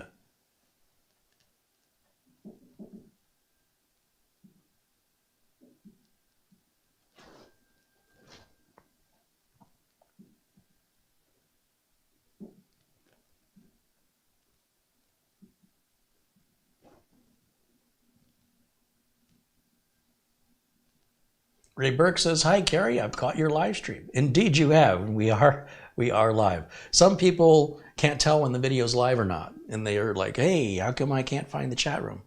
Because it's not, you're watching a replay in most cases. But yeah. John Paul Bacon says, Carrie, if you want the freshest seafood, go to Pike Place Market in Seattle, Washington. Yeah, I've heard a lot about that. But, I'd be so close to Vancouver. And I've heard, I could get some really good fish and chips there. The problem is fish and chips is often made with cod, and that's my preference. They'll use haddock or they'll use other types of fish. But like when I went to California years ago, I foolishly thought I could get fresh cod fish and chips. But cod is mostly in the colder part of the ocean, up around Alaska, or you get into Washington and by Canada, then they can catch cod locally. So what they had in like San Diego and LA, what I saw was red snapper was being used in fish and chips, and I didn't like it. And Bubba Gump Shrimp Company was using mahi as part of their fish and chips, and I thought it was too mushy. I didn't like it. Mushy mahi. Yeah, but I love getting a nice fresh piece of cod, and you cut into it with the fork. Or to heck with the utensils. Just let me grab that whole thing with my hands and eat it like a sandwich. And it should be firm and flaky. Am I drooling? Why are we talking about this? You know how long I got to go fishing to get a fish in the desert? I got to wait a long time. All right. One good earthquake and we'll have Yuma Beach. As California just breaks off. All right, we're ready for a restart? Let's restart it.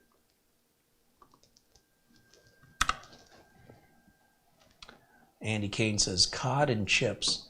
Yeah, and I just heard you guys call it, like the little scraps, you'll call it fish and chips and bits, or fish and chips and scraps. We have a fast food chain out here called Long John Silver's, and you always get the little batter scraps when they scoop it out of the fryer. You get those little crunchy batter bites. Oh, so good. To know that that's a thing, and people ask for that. Give me fish and chips with bits. I'm like, ooh, I'm liking it more and more. Let's trade places. Luke Greenia says mahi is a sweet fish. It's not good for fish and chips, in my opinion. I agree. Yeah, I didn't care for it. And the only way I'm eating fish, for the most part, is if it's deep fried, or any seafood for that matter. I've had broiled cod. It's actually pretty good when it's seasoned right. And then I've had a tilapia. And tilapia, it's a thinner fish and it's a little more fishy. It's, has that fishy smell. And I like the texture of a thick piece of cod versus... some places you have more breading than you have fish.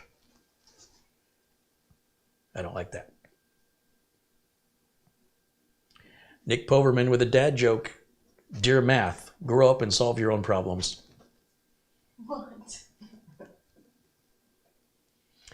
Marsman50 says, Friday night fish fry, every city in Wisconsin every Friday. If you're going to Wisconsin. I've never been to Wisconsin. Growing up in Michigan, Wisconsin's just right there. Never been there. Gonna have to change that one of these days. Ant says, I'm eating battered cod this very moment out of the air fryer. Okay, first of all, it's not an air fryer. It's an air baker. That is a marketing deception if I've ever heard one. Everything I put in it comes out real super dry. And they'll say, oh, you put some oil on potatoes and then you put them in there and you have French fries. They're just dry. It's like cooking with a hairdryer. It's not frying. I make that argument all the time. It's not an air fryer. It's an air baker. It gets under my skin. It does make tater tots really well, though. Try a hairdryer. Try a hairdryer? Yeah. Might work just as well.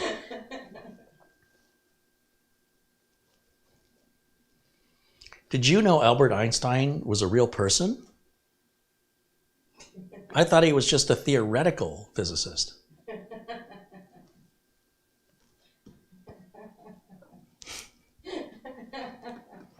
Einstein was a genius, but his brother Frank was a real monster. These are terrible. I still like the ketchup one better. Yeah, I rubbed ketchup in my eye. That's okay, now I have hindsight.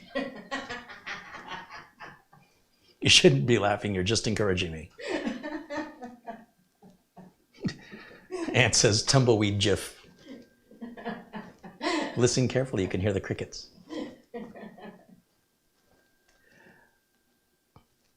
Stan Aristov's mentioned something about salmon. I don't like salmon. You can have mine.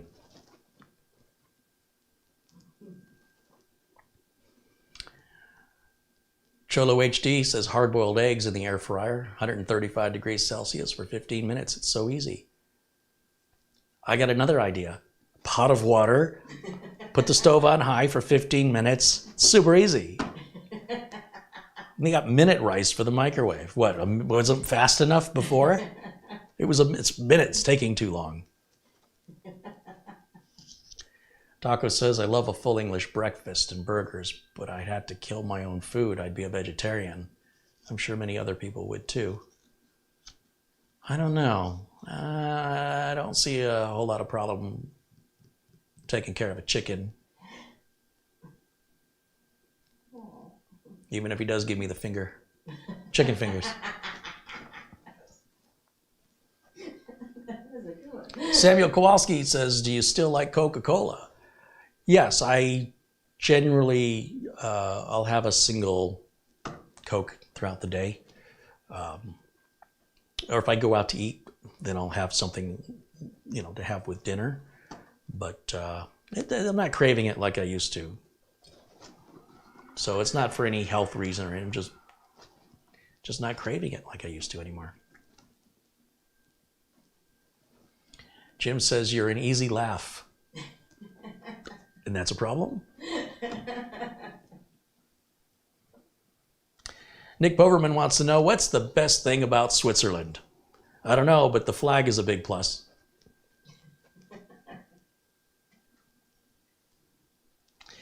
Michael Dane says, why shouldn't you use beef stew as your password? It's not strong enough.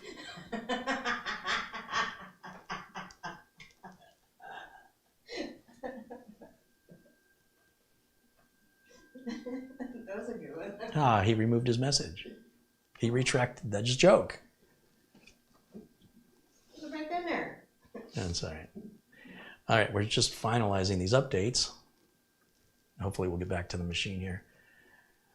Samuel Kowalski mentions ramen. Yeah, they had a big 18-wheel truck turn over and spill ramen all over the road. Cost the company $58. Angel with a $2 super chat says, my friend David lost his ID. Now he just goes by Dave. Wow. You know what you call a fish with no eye?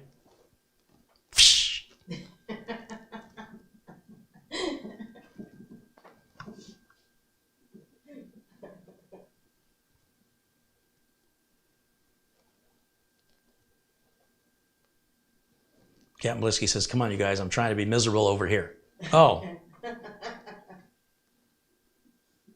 Many people were trying to be happy, and we just made them miserable with these terrible jokes. And Dwayne says, great, now I want some seafood now. I kind of do too. Let's talk of fish and chips. I haven't had that in a long time. The problem is the place I like to go to is 25 minutes from here. It's a long drive. Worth it. And it's expensive for 2 people to eat there. It's almost like a fast food restaurant, kind of, where you walk up to the counter and you order, and then they bring the food to your table. So it's not fancy, but the prices you'd think it was fancy. It's about $60 for 2 people to eat there. It's a little bit more than McDonald's, but the fish, all the seafood is very fresh there. Okay, let's go back to, what are we doing here?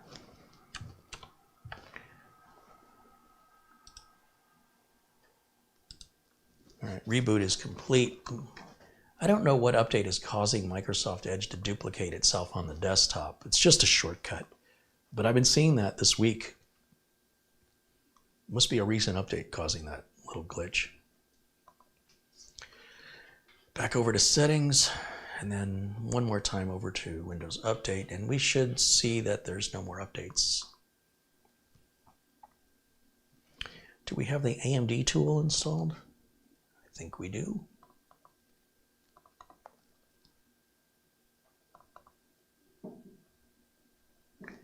Yeah, AMD Adrenalin software. This is what I failed to run when I was doing the benchmarking on the other system the other day. And this can obviously make a difference in performance.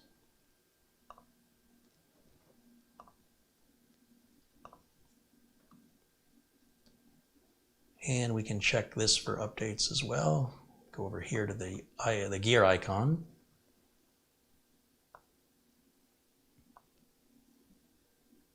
Boy, that screen is so faded.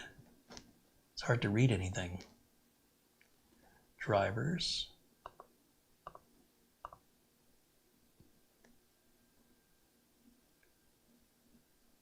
Oh, it leads to a page not found error. That's great.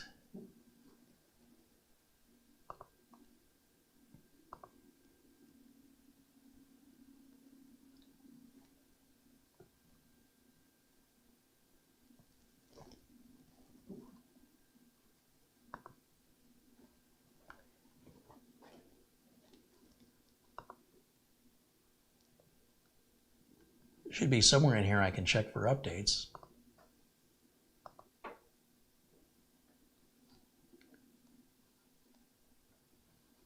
I got to solve this monitor issue. This is a new monitor, but it's really a television, and it's just, I think I should have put a monitor here and not a TV, because I'm starting to realize the difference between a television and a monitor. Even under the same 1080 resolution, the TV is just not optimized for a computer screen. And I suppose if I was closer to it, it wouldn't bother me as much, but I'm having a real hard time seeing it. I also have studio lights shining in my face too, and that's not helping. I'll get back to that in a minute. Let's see how we're doing here. Download and install that.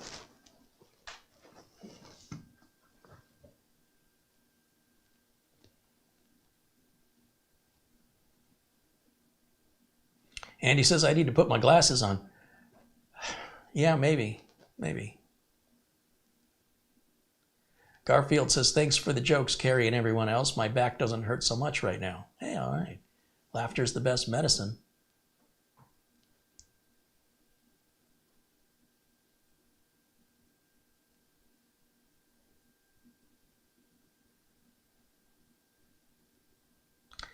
Frank Jimmy says, what is the main ingredient for a witch's brew that affects gravity?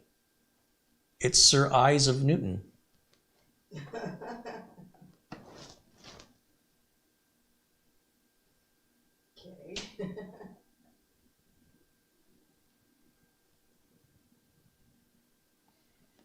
Man goes to the doctor. This is from Daco.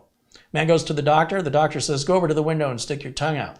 The man says, why? What does that do? Doctor says, nothing, I just don't like my neighbors.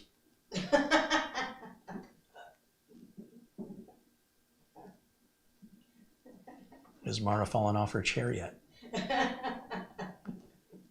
Almost peed my pants. The Adrenaline software updates are under the system tag. Under the system tag. All right, let me go full screen on that again. I think he meant system tab.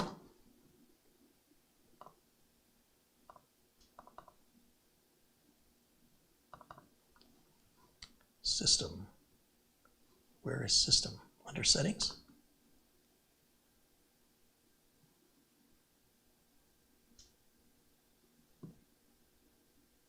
Yeah, there's system. Okay. Yeah, I will put on my glasses and I'm going to walk closer to the screen because the text is, well, you can see the text. It's really faded.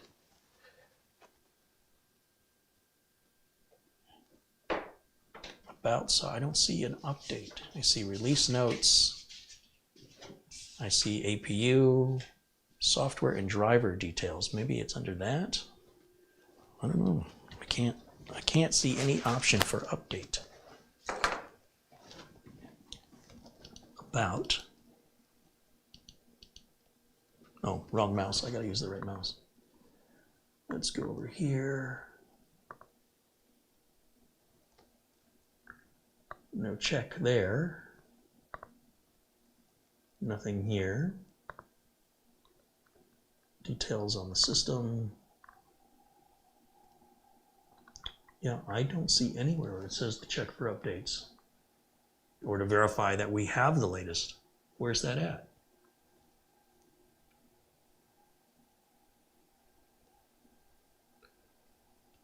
I've used the software before and I don't recall having this problem.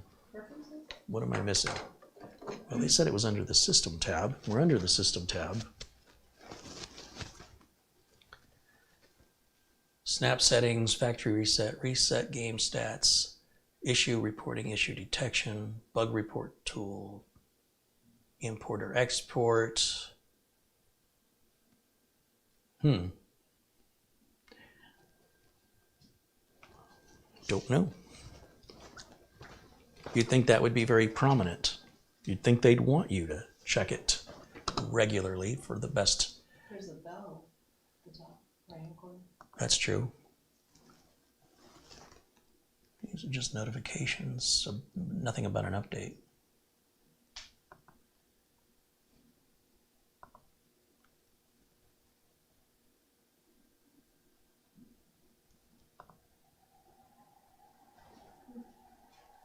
I don't know where it is.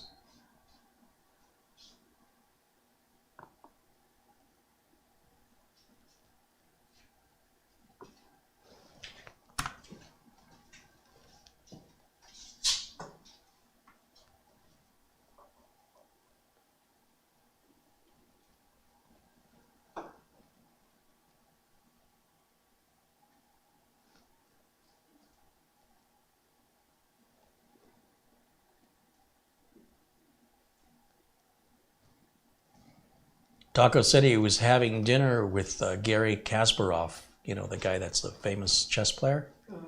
But they had a checkered tablecloth and it took him 2 hours to pass the salt.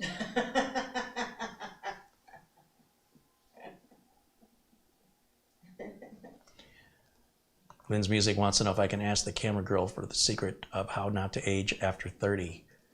Well, I'll let you know when she hits 30. Can you type update at the search bar? Oh, well, I suppose that's an idea, isn't it?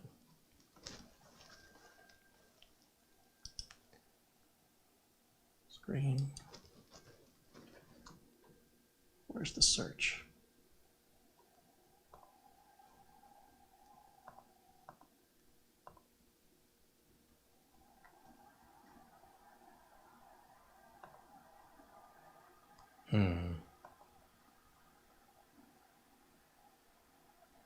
Well, I am confused.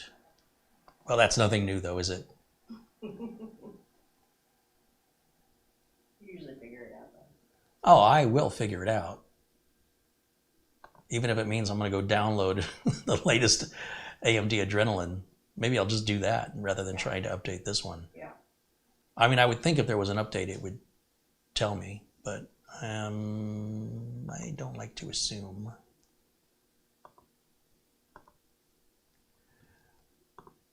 I mean, we're downloading anyway, so what's one more thing?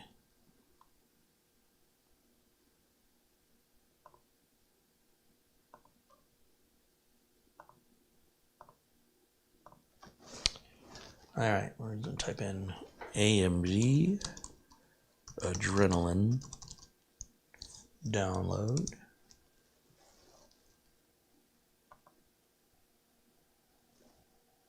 Download now.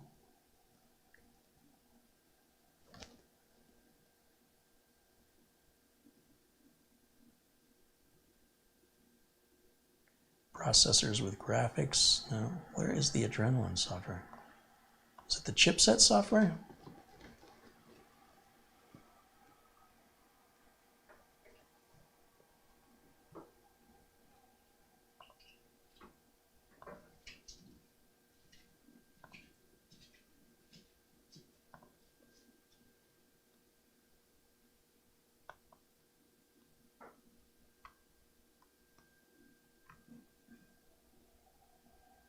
I'm confused. AMD Adrenaline technology, download now. Okay, I hit the download now button and it just takes me to this page with a bunch of downloads. I guess it's under graphics, right? That's the Adrenaline is the graphics driver. And which graphics card did this say this had?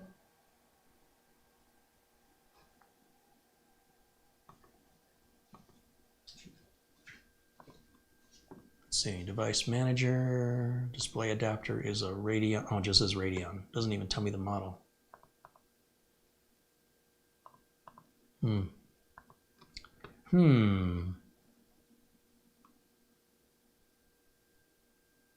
it's a AMD Radeon. It's got to be a 5600 series, right?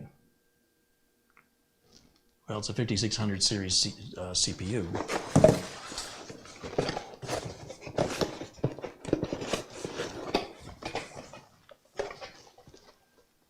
Shouldn't be this much of a mystery to solve this.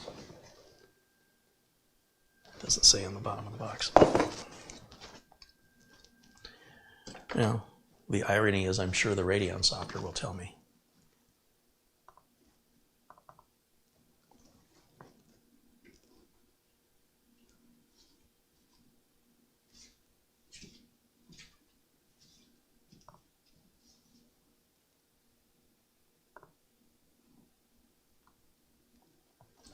AMD Radeon graphics. Which one is it? Let me step up over to the monitor. Hardware details, software and driver details. All right, that's probably what I want, software and driver. Well, let's see, what's the hardware say?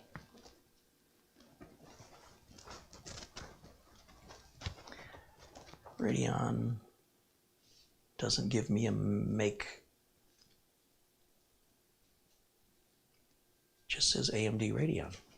It doesn't tell me which Radeon. Wonder why they do that.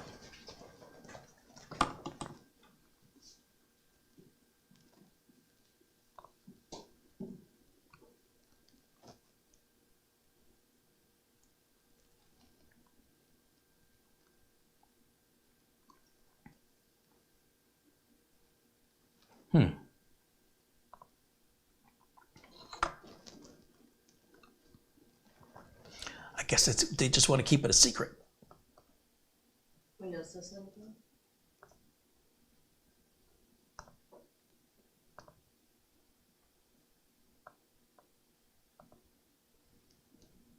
Let me see in the chat. They're probably shouting at me.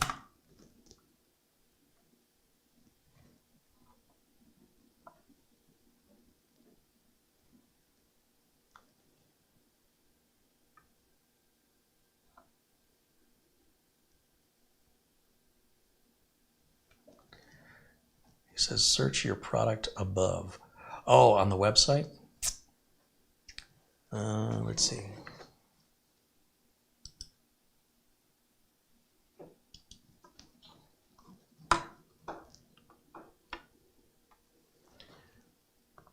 search all products. Well, but again, I don't know which one it is. It should be like an auto detect or something.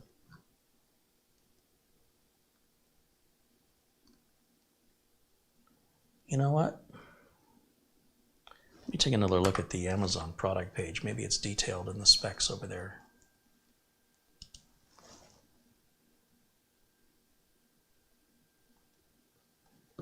We have a Ryzen 5 5600U CPU with built-in Radeon graphics, but which built-in Radeon graphics does it have? Or do we just use 5600U?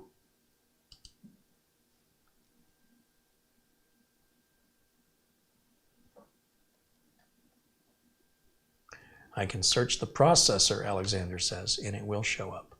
Okay, well, let's give that a shot. That makes sense.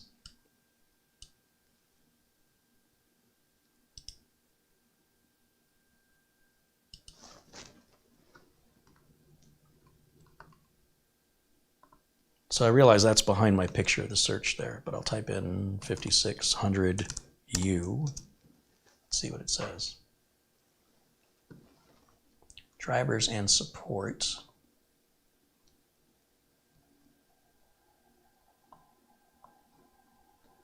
Windows 11. Ah, there it is. AMD Software Adrenaline Edition. We're on version 22.11.2, which I think we were at, what, 21, I thought it said was our version. So that is downloading. I'll temporarily get rid of camera 1 because it seems like there's a lot of information lately that's been up in that corner that I can see, but you guys can't see it. But now you can. And apparently I've just closed it out.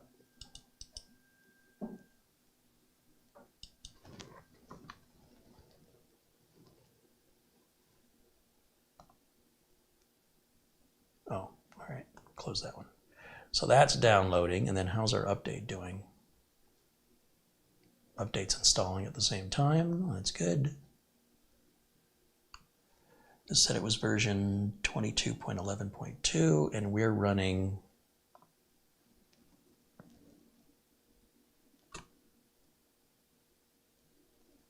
so there I was looking for a graphics card driver when I needed what is effectively a chipset driver that AMD's calling Adrenaline. I'm getting up to speed here with the way AMD's doing stuff. I'm not seeing the driver version there. Software and drivers. 22.20.27. What seems different? 22.10.22. Is this the current version? Boy, it sure would be nice to have confirmation of that with a little button I could check. Check for updates.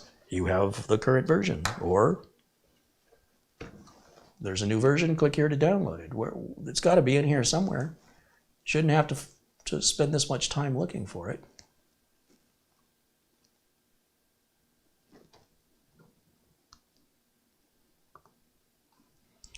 Could I right click on it?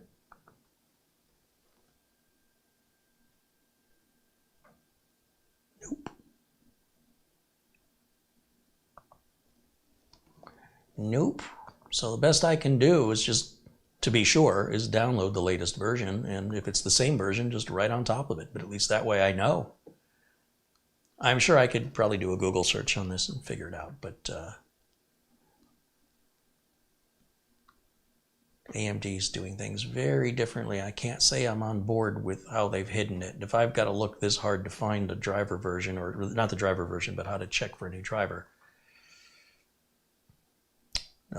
that's just not good software design.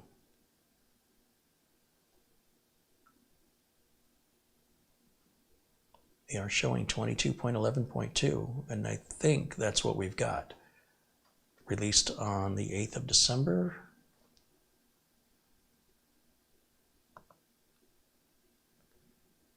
And did our Windows Update finish? That's still installing, and I don't want to start another install at the same time. I like to install one thing at a time so things don't interfere with each other. So we'll go ahead and let that run. And we've got the driver ready to install, but I think it's the same version we already have. I'm just not positive.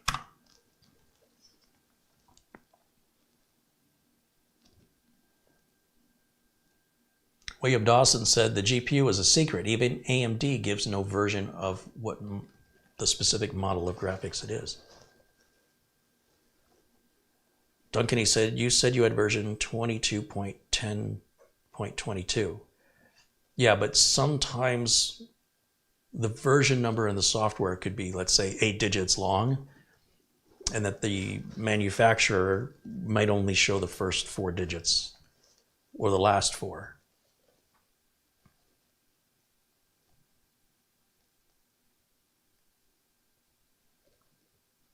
Edward Kenny says, I checked for Adrenaline updates from the Home tab. Yeah, I'm looking all over. I don't know why I can't see it.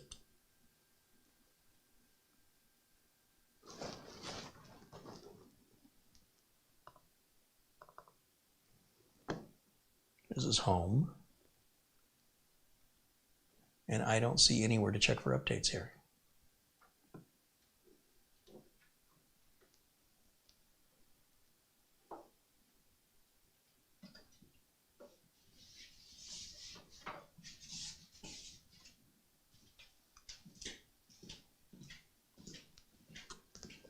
Yours must look different than mine.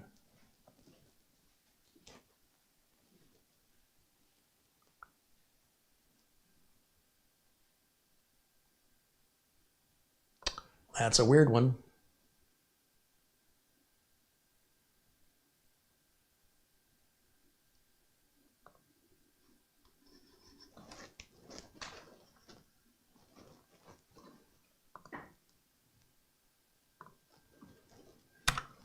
All right, well, we're waiting for that to finish. Just see if you guys have any other questions for me here in the chat room. Samuel Kowalski has been a member now for 6 months. Right on. Well, thanks for being part of our tech club, Samuel. He says, keep up the great work. Keep up the great videos, Carrie. I'll do my best.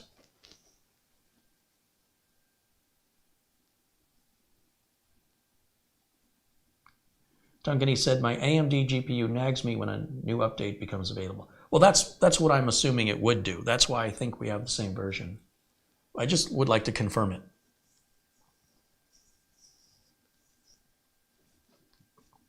Thomas Backenstow joins us in the chat room, says hello. Welcome in. Welcome in, Thomas.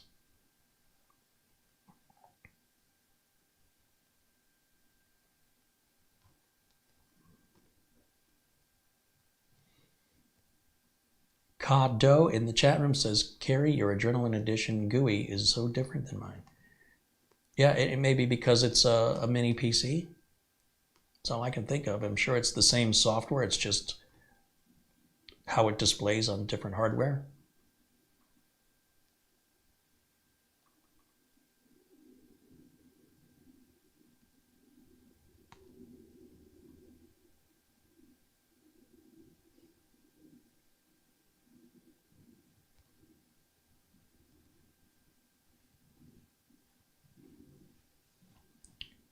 Some folks were asking what the CPU was. Isn't that in the title of the video that we're watching? Thought it was. Down Under says it's under System. So we've been told it's under Home. We've been told it's under System. I've looked in System. I don't know. I'm not seeing it.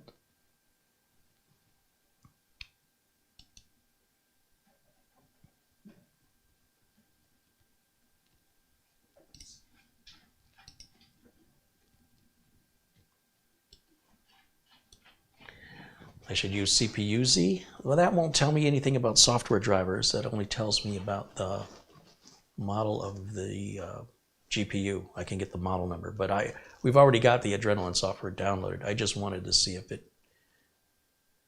if I've already got that same version installed or not. So to have some kind of confirmation is what I'm looking for.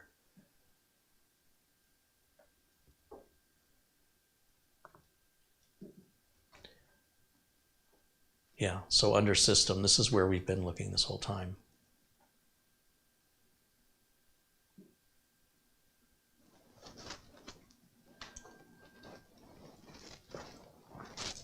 I'm puzzled.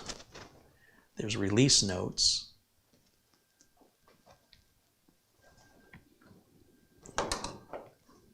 But nothing to check for updates. And the release notes page can't be found. So that makes me wonder if, in fact, I have an older version.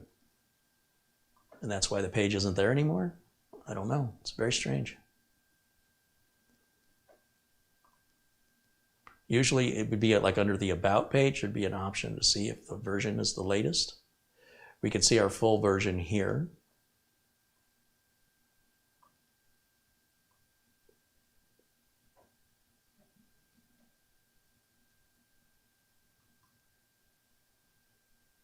Yeah, I don't see anywhere in here to check.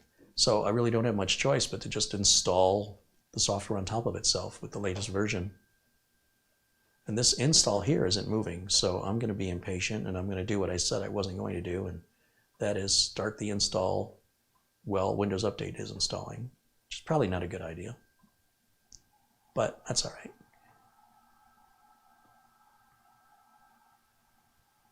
Oh, now it's installing. It sat at 35% forever. As soon as I start this, it doubles. All right, well, take what I can get.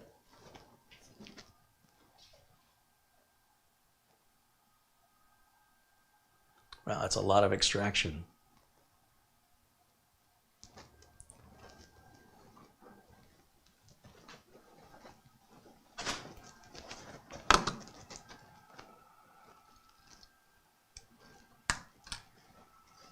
You can hear that fan cranking up.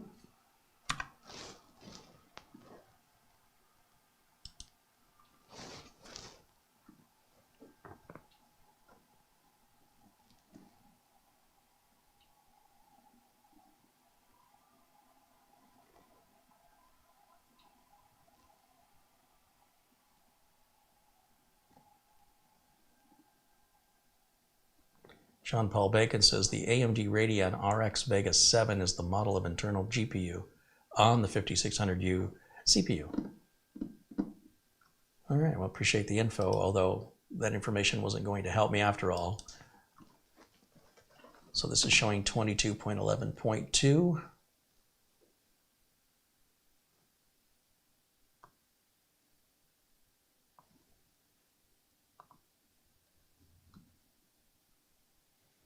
Chat is saying the newer version is available through Windows Update, not from the manufacturer directly. That doesn't make any sense, because where would Windows Update get it if not from the manufacturer?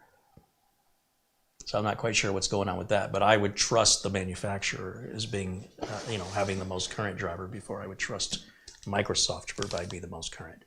That doesn't mean I'm right. It's just that's the way I lean towards when there's trying to decide which one should I trust more than the other. I'm always going to trust the manufacturer first. And I think I'm going to go grab a cold Gatorade. This one's getting warm.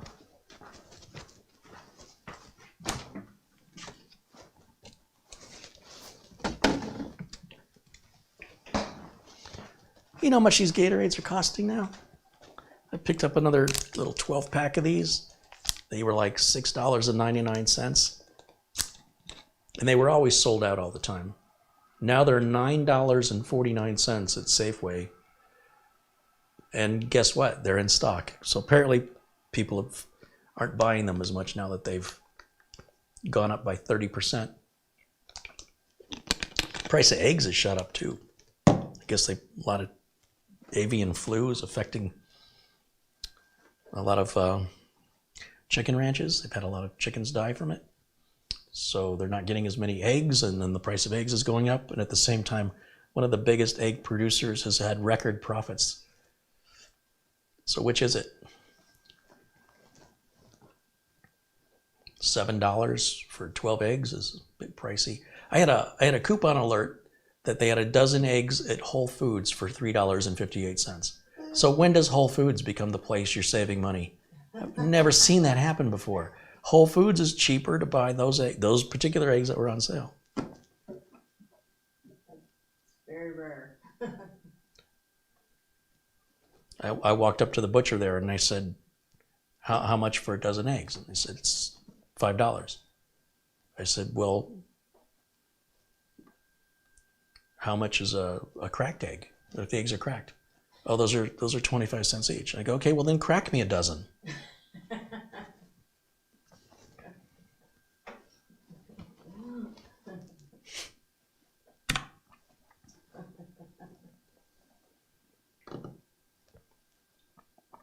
Scott Hallinan says hello in the chat. Welcome in, Scott.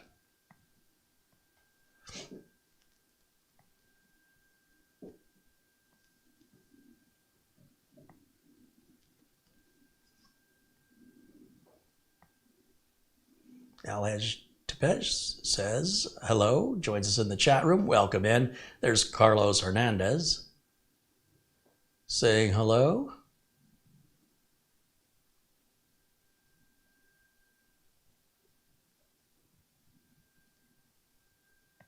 Morton said I would select About AMD software at the bottom. I already did that, Morton. Now, I don't have the DVR mode turned on, but if you replay the video after we're done today, you'll see I was on that page and I left it up just to see if there was some faded text that was so similar to the background color I wasn't seeing it. But yeah, that literally just gave us the About information. There's no options or anything other than you click OK to close the box. That's all it is. All right, let me see how we're doing now.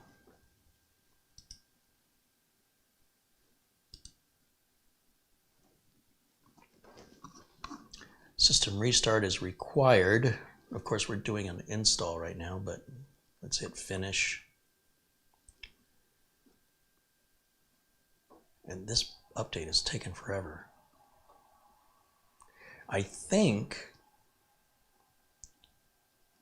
we can still restart this and this will finish the install. I don't think it interrupts it. Let's see what happens.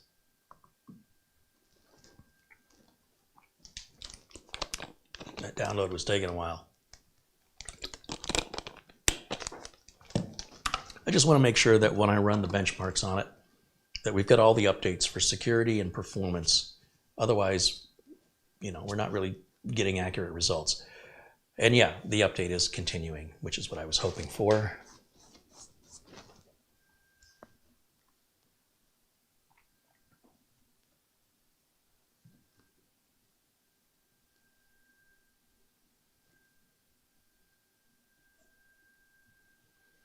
Scott Hallinan said we have a huge egg shortage here in New Zealand because the government's banned battery hens. I don't know what battery hens are. So now eggs are in hot demand and the supermarkets run dry within a day the minute we get some into the supermarket. Well, I'm not a big fan of eggs. I enjoy them from time to time, scrambled eggs. Or if I'm making cookies or a cake, things that take eggs. But yeah, every once in a while, maybe on a Sunday, I'll get a hankering for bacon and eggs and put my chef's apron on and get to cooking.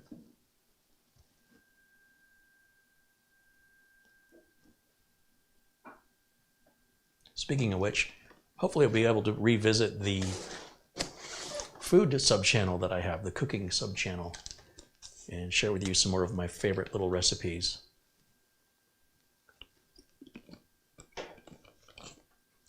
Garfield wants to know if current version of Windows 10 or 11 provide Windows Media Player. I've got a bunch of CDs. Yeah, there's a Microsoft Groove Music is the media player. I usually uninstall that and I use VLC, which is a free open source program. Just make sure when you Google VLC that you're going to the VLC website and not downloading some hacked version.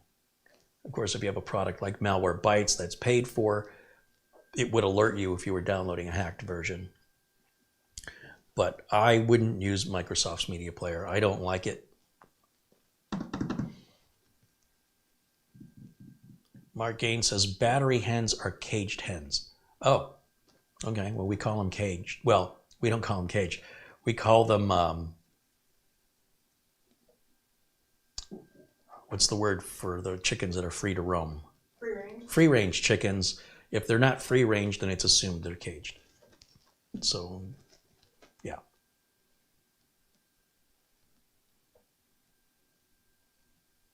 Dan Nilsson said he still uses Winamp. I used to love Winamp. Yeah, me too. They were purchased by a company in Sedona, Arizona.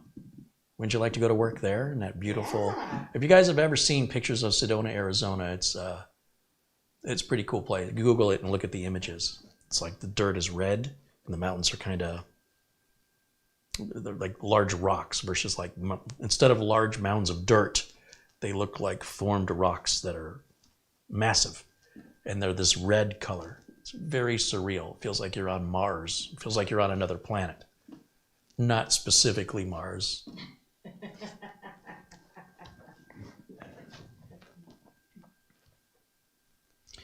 Vern Morney says, I checked out the store the other day and the free range eggs were way cheaper than the regular eggs. Yeah, that's a telltale sign, isn't it? The organic is cheaper.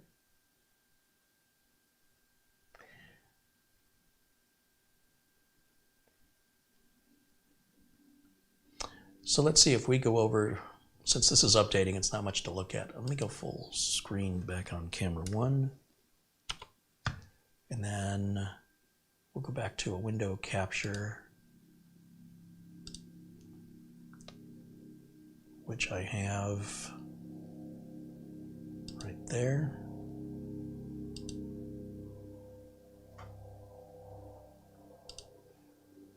And so what I do to grab VLC is I just type VLC and hit enter. And it shows right here, videoland.org, the official, this is the link you want. And we want VLC for Windows. And then we're going to download the 64-bit version, which is automatically detected. We drop down here, there's other versions we can download. And that's where you get it. Be very careful of the source you get your software from, because that's how people get their identity stolen and their bank accounts emptied and their data encrypted with ransomware, is by not paying close enough attention to the source. These folks, the bad folks, will optimize search engine optimization so that their links come up first, and it's not always the first link you want. In this case it was, but not always. And of course, if you have a good anti-malware product, like the paid version of Malwarebytes is what I use, then that would pop up in all likelihood to let you know it's a virus. It looks like I don't have Malwarebytes on the streamer though. So I got to be a little extra careful with this machine.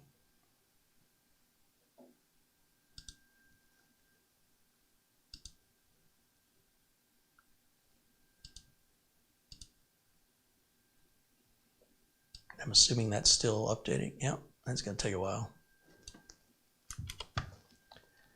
And back over to the chat.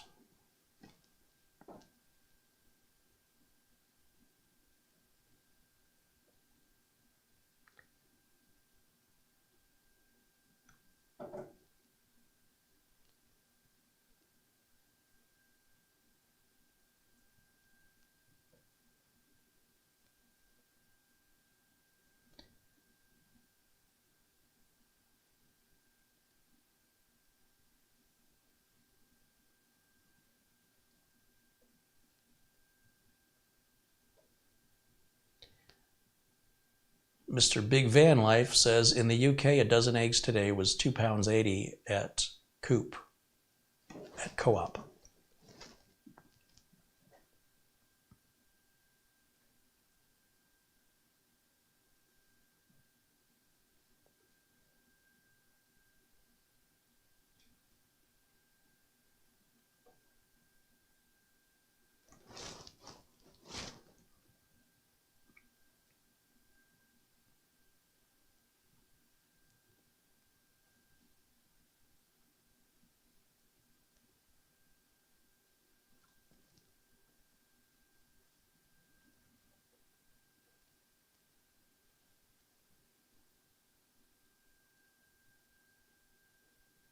Can we trust a website like Ninite for our downloads? Yes. Yes, you can.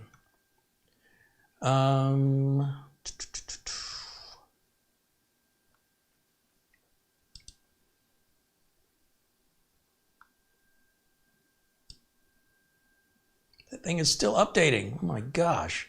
Why is this taking so long? All right, in the meantime, while we're waiting for this, what I hope is the last update to apply, and we reboot, the computer reboots, and we have the latest Adrenaline drivers, then I'll run a Crystal Disk Mark on it, and we'll run Prime 95 test on it, and that'll probably wrap up today's video. We're already at just over 2 hours. I like to keep these at around 2 hours. However, we're likely going to go to 3 hours today. So with that in mind, if you have any questions for me, this is the best time while we're waiting. And we're just essentially trying to stall for time here until this is done. This is the reality. If you were to buy a computer like this or any new computer, the initial setup is to get those updates first. I highly recommend it. Don't just think you're going to take the machine out of the box, plug it in, and start using it. Strongly urge you not to do that. Go through this process. And if you buy a computer from me, I do all this for my customers. So they literally can just plug them in and start using them. Because any updates they would be missing would be with just in the period of time an update would have come out during shipping. Shipping can sometimes take a week. So a week's worth of updates is nothing. Alan Lindos contributes $7.77 in Super Chat. He said, I guess I should gift my usual 777. Missed a few times. Sorry, Carrie. Hey, no reason to apologize. Thank you for your continued support.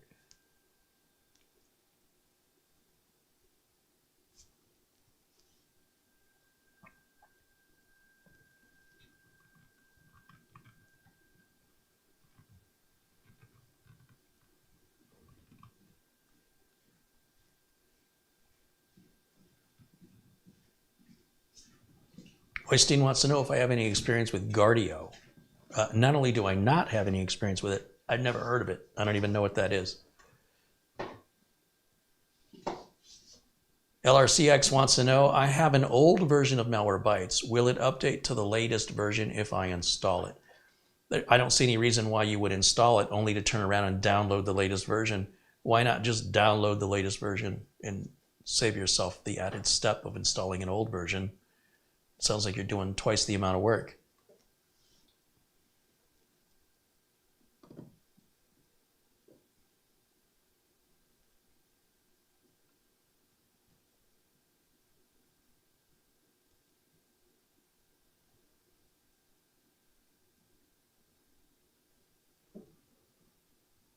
Does VLC work in OBS? Yes, VLC is considered a media source you can select in OBS.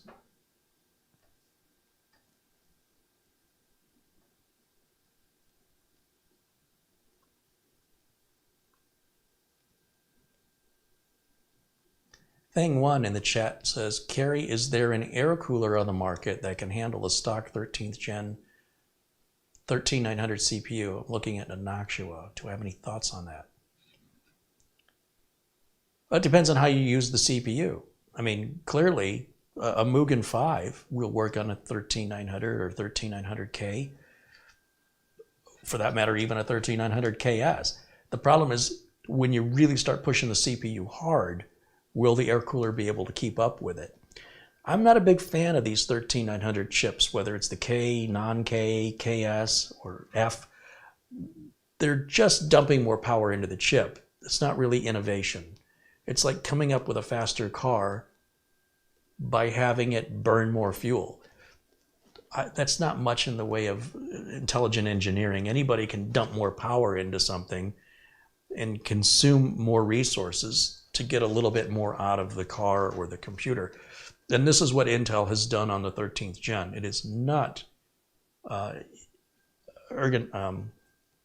it's not ecologically friendly to the power grid, right? To the fact that these chips are consuming far more power and generating far more heat rather than coming out with a new design of a chip that is more efficient.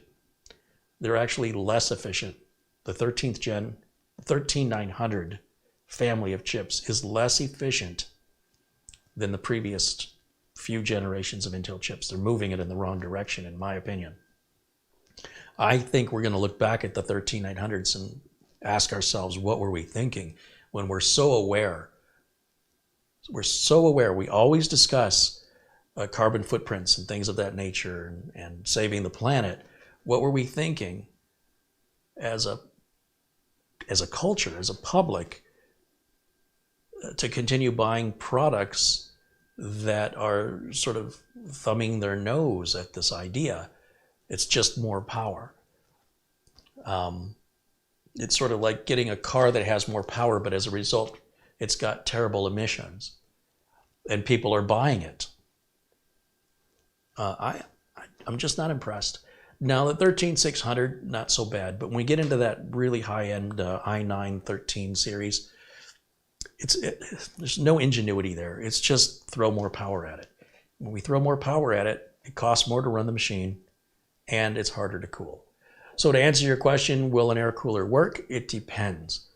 For most people, when you ramp that CPU up under normal everyday tasks, the air cooler is going to spin up to full speed, and then when the CPU is done with that task, the air cooler will bring it back down, and it'll likely be okay.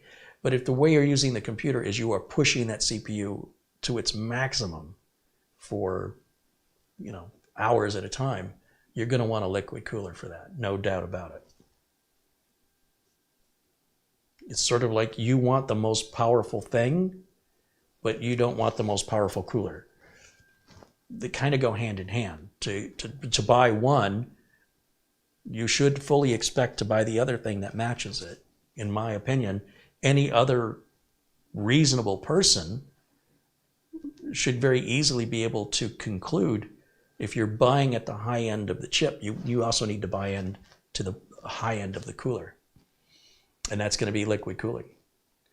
So with regards to like a Noctua DH15, something that's this giant air cooler, again, it's going to work to a certain extent depending on how you use the machine. Just because you have a car that has a top speed of 185 miles an hour doesn't mean you're ever going to hit that speed in the car. It depends on how you drive.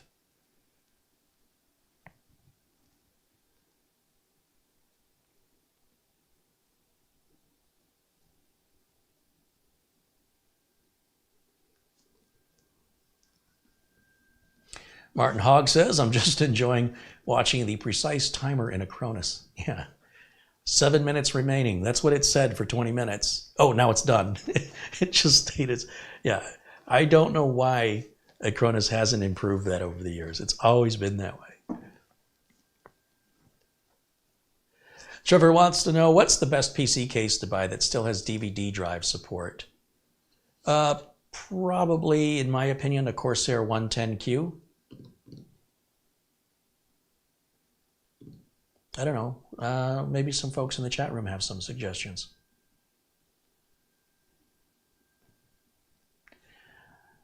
Ron Barnish says his new PC is really helping his flight simulator. Oh, I bet. Flight simulators can, especially like Flight Sim 2020, can take up a lot of resources, video, RAM, and CPU.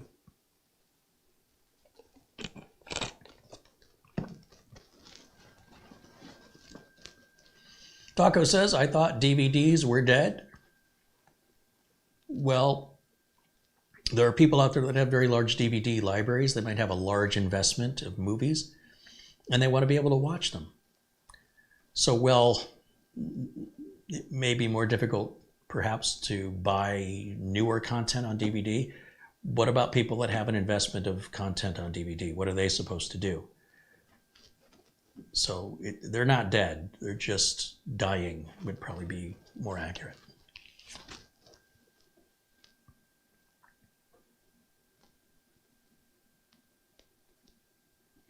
Mortot says, I'm getting ready to take the wife to dinner. I will turn and back up the new laptop when I return home.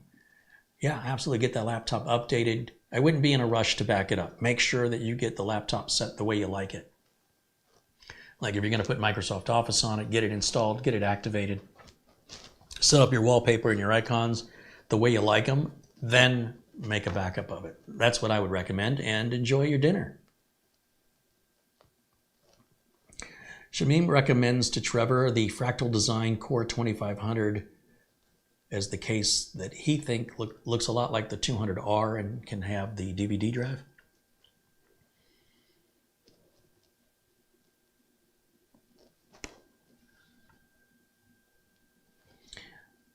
Mark Leibowitz said he's used a few Silverstone PS series cases. They're not bad to work with and easy on the budget, but not great for cable management. I agree, and the metal they use is kind of thin, but it's a computer case at the end of the day. They're very aggressively priced, but you get what you pay for.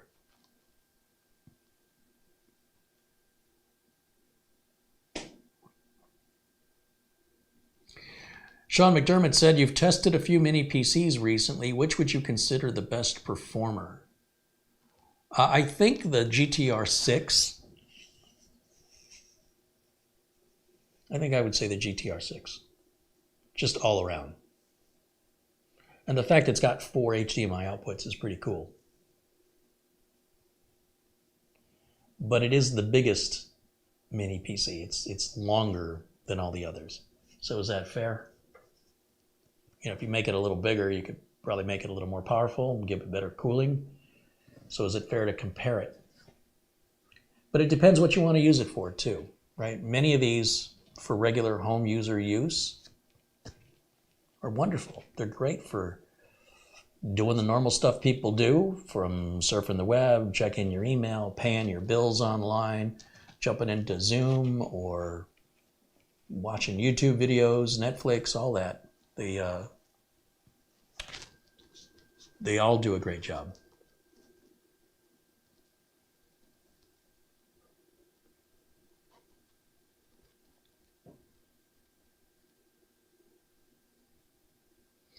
Thing One contributes $10 via Super Chat and says, thanks for your sage wisdom, Carrie. Right on. Well, thanks for participating in the chat. And thanks for your questions and your contribution as well. Is this thing done updating yet, or what are we doing over here?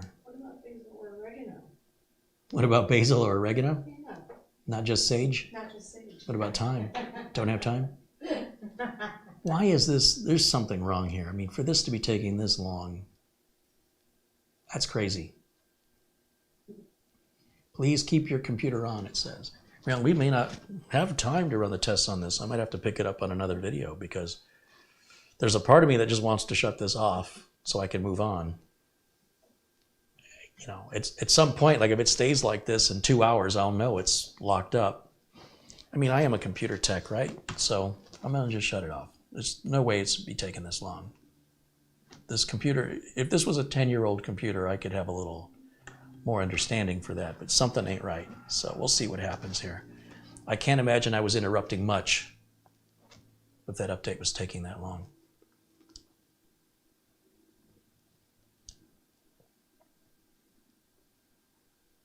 Trevor said, I'm looking for a really large case, and all of those are mid-tower cases. Yeah, so people don't generally want the big cases. They're expensive to ship. They're very difficult to move around, to pick up. They're a pleasure to build in. I don't have any recommendations for a large case. I haven't used any in a long time other than the one we used on the Big Beast build, which was a Corsair 5000D, which is around $550 for that case. Martin wants to know if I still recommend Instant House Call for remote support. Yes, absolutely. In fact, links for Instant House Call are in the video notes below every video I make. Absolutely.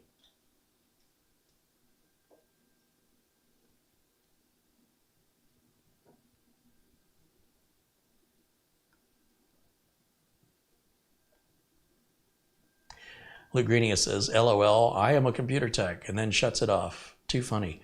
Well, what I meant by that was if I break it, I know how to fix it, right? What am I worried about? If, warning, don't shut off your computer during the update, or, the system may be damaged. Your operating system may be damaged. Well, yeah, but I'm a tech, so if it's damaged, I can fix it. So what have I got to worry about? Let me go full screen on this again. And let me check. Because I'm a glutton for punishment, I want to see what Windows Update says now.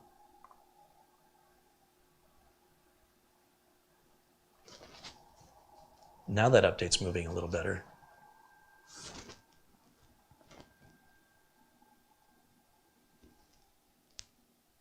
Okay, now we're getting somewhere, I think. I'll just keep an eye on that.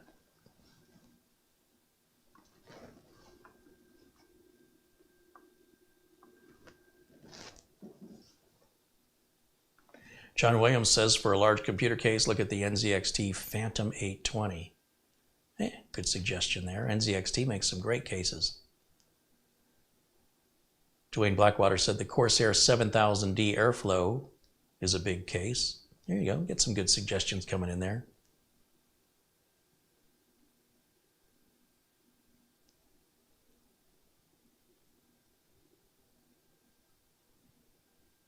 Starshine says only 339 days until Christmas. Oystein recommends the Corsair Graphite 760T as a big tower. And Craig in the chat room suggests the Be Quiet Dark Base 900 or 900 Pro Revision 2 is a full-size tower with a place for a DVD drive.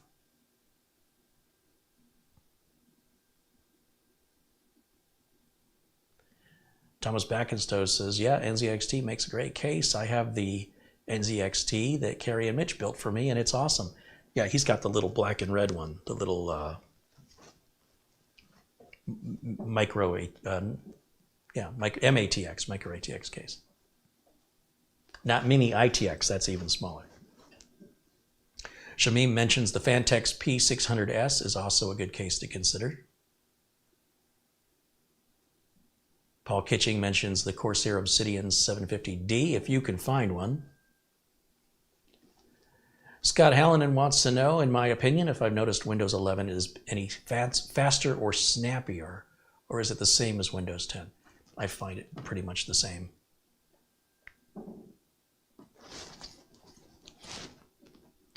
Flipper Flop says he's going to bed, saying good night. Well, thanks for joining us. Sweet dreams. And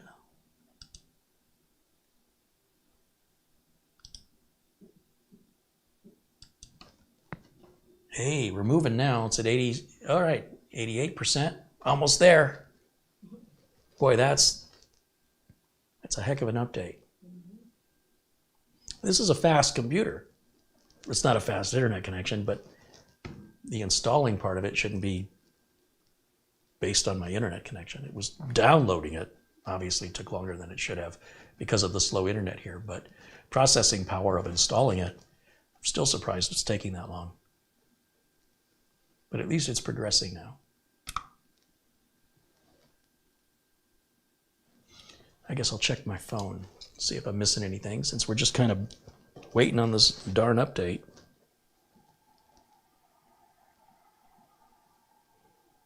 Nothing. Not missing anything. All right, very good. And I think this finally finished. Yay. Pending a restart. Now everything should be back to normal. So those are your growing pains of your, out-of-box experience when you're setting up a new computer. None of this is unusual. It happens from time to time. And, did you turn it off and back on again? More often than not solves any of those new computer issues when you're setting things up. You'll see that that little update didn't stick around like it did before. The fan just cranked up here, and I'll get my flash drive ready because we're going to want CPU. Yeah, we'll look at CPU-Z. We'll look at the specs as being reported by CPU-Z. Crystal Disk Mark and Crystal Disk Info, so we can get information on the solid-state drive. And Prime 95, we'll see if this thing has any cooling issues when we put the pedal to the metal and just work the heck out of it for 15 or 20 minutes and see what kind of heat it generates. It's a very unrealistic test. Very few people would ever run a CPU that hard, that consistently for 20 minutes. But it does give me peace of mind that if it can survive that, it can probably survive any task we throw at it without any concern for overheating. So, with that in mind,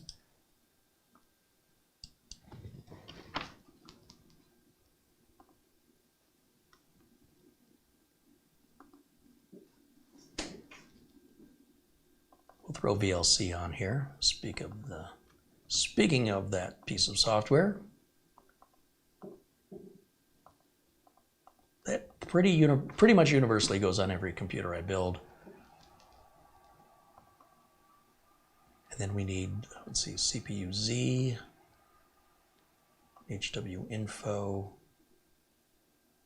Crystal Disk Mark Portable, Crystal Disk Info, Prime 95, 26.6.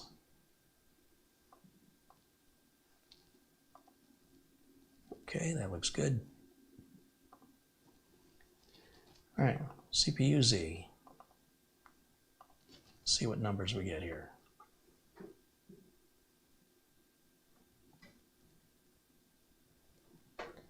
Yeah, that is our CPU. Little information about our main board and BIOS version. It says the BIOS comes from October. I don't know if there's a new BIOS version. Installed memory is DDR4. This is not DDR5 like the GTR6, I think, was DDR5. But the GTR6 is also twice the price of this, so got to keep that in mind too. And we're using, who's the memory maker? ASNT? I've never, oh, Samsung. All right, that's fine. That's good, actually. Better than fine. And in the graphics tab. And let's see. Out of curiosity, with that new Adrenaline driver, does it have an update on this version?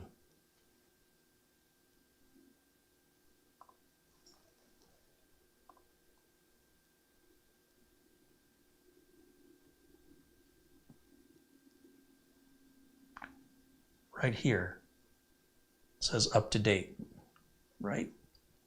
I don't know if my camera's covering it, but right there. That's what I was looking for. Okay, maybe just something to do with that version from Windows Update. I have no idea. Or from the manufacturer. I don't know where it came from. Let's see. Crystal Disk Info. Let's see what the make and model is of the installed M.2 storage. Huh, I don't know who that is. CYX.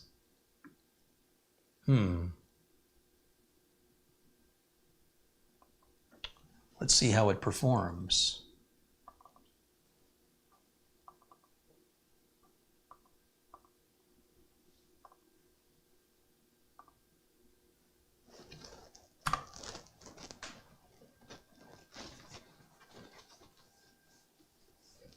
John Paul Bacon says, for AMD, DDR5 memory is only supported on the AM5 based platform, so none of the 5000 series CPUs, desktops or laptops will have DDR5.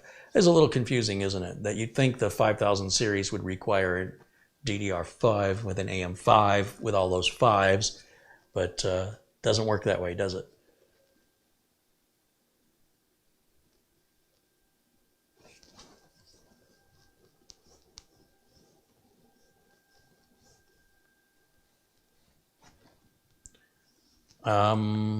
Why are my numbers so low on this? Am I testing the flash drive? I am testing the flash drive. I should have taken the flash drive out. All right, let me stop this test. That's not right at all. All right, I don't know why that defaulted to D. That's really bizarre. Let's try this again. This time, let's test the speed of the internal M.2. Silly me. All right. I was like, what the heck is going on there? So that speed is very, very slow. That is a SATA speed. That's not an NVMe speed. I'd have to go back and look at those specs again. I am surprised that this would not be NVMe. So I think the next thing we're going to do is we're going to pop the back off of this, and we'll get close-up camera over here and take a look at what drive is physically installed in there. That's very interesting that they've used, because the price of a 512 gig solid state drive that is SATA or NVMe should be exactly the same price. So why wouldn't you get the faster one? And when I say faster, I mean 4 to 5 to 6 times faster. Like not just twice as fast, or not just a little faster. Multiple, at least 4 times faster, probably at a bare minimum. for the exact same price. That doesn't make sense. So you know what I'm going to do? I'm going to stop this test right now because I don't want to take it any further until I get this resolved. I got to know why. We're going to shut this down. And then we're going to go back over to camera 1 and we'll go full screen here.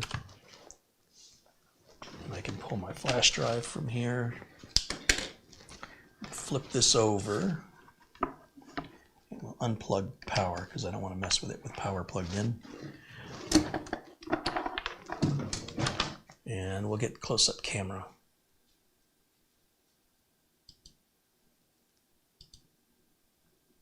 There you go. Oh, those are some interesting screws.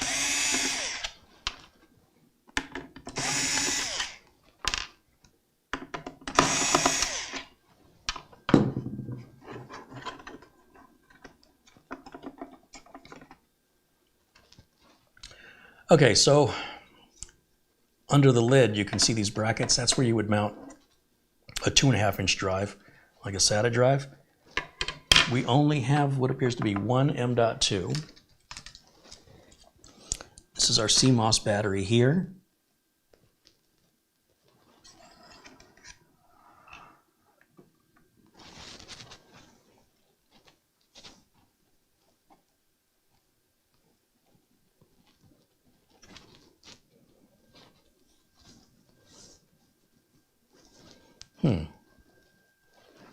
It does show it is SATA, not NVMe. Well, it's starting to make sense why this device is so affordable. I wonder if that will accept an NVMe drive or if it's SATA only. Let's see here. I guess our Wi-Fi card is underneath this.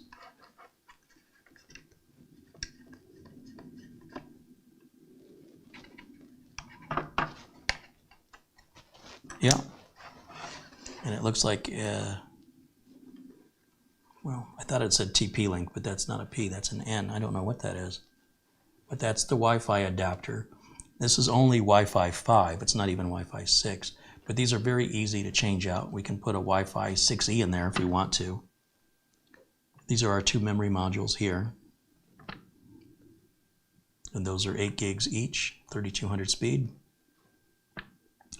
This little connector right here, that's where you're going to connect that little SATA cable that I showed you earlier that was in the box if you were attaching a SATA drive.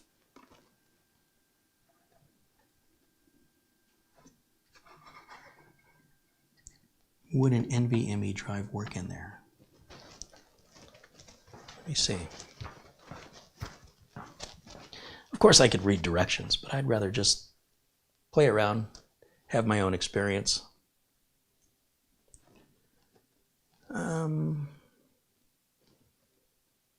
I don't know what this drive is. It doesn't say anything on it.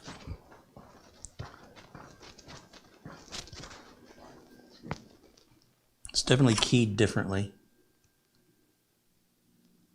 I don't think that's going to fit. Oh, it does fit. Well, that's interesting. So nothing's preventing you from plugging an NVMe drive in.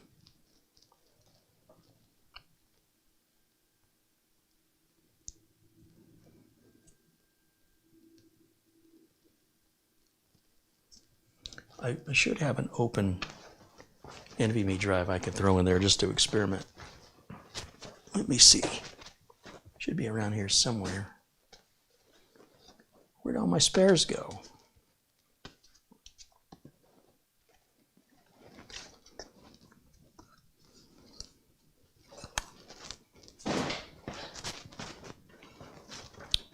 All right, I left some notes to myself. I pulled this drive and labeled it as a 500 gig Samsung in here. So a same size drive, but now this will be NVMe. We'll put that in there like this. I'll bring this down here like that.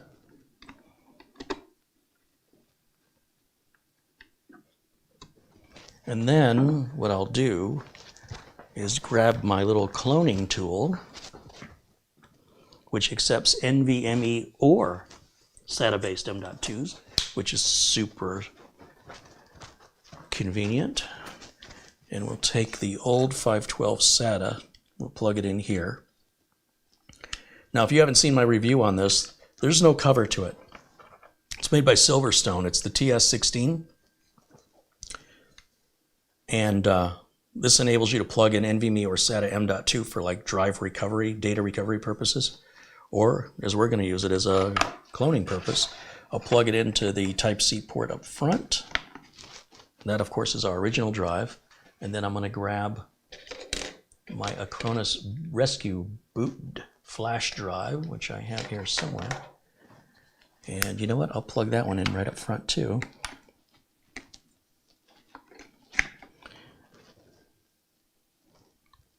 Now, how do I turn it on?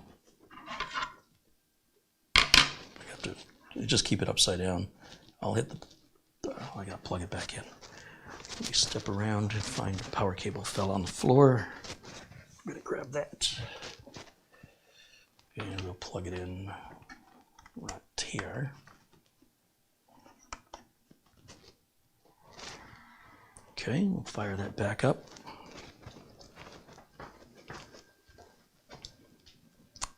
And, all right, I'm gonna go back to camera 1, I think. Camera 1.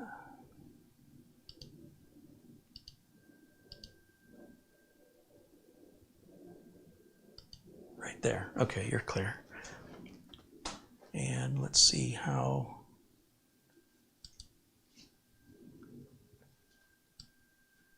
Oops.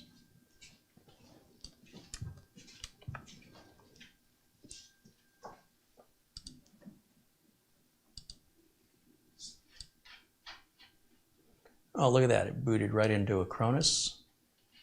That means that the flash drive that or the NVMe drive I plugged in, it has no operating system on it. So I didn't have to tell it to boot to the flash drive because that was the only bootable thing it could boot to. So that was convenient. All right, let me go full screen on this so I can see what it's saying here. Let's see. We want to do tools and utilities, clone disk, automatic. Disk 2 is our source. No, I don't want disk 2 to be the source.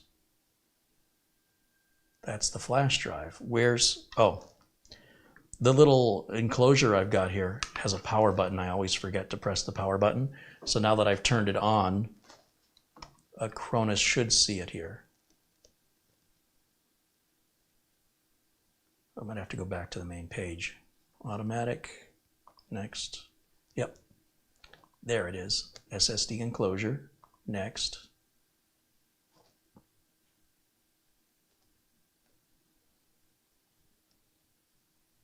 Gotta love Acronis, it makes this so easy.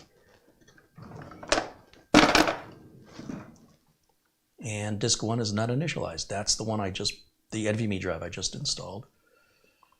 Good for me for wiping it clean.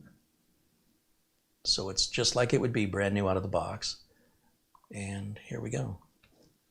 This shouldn't take very long.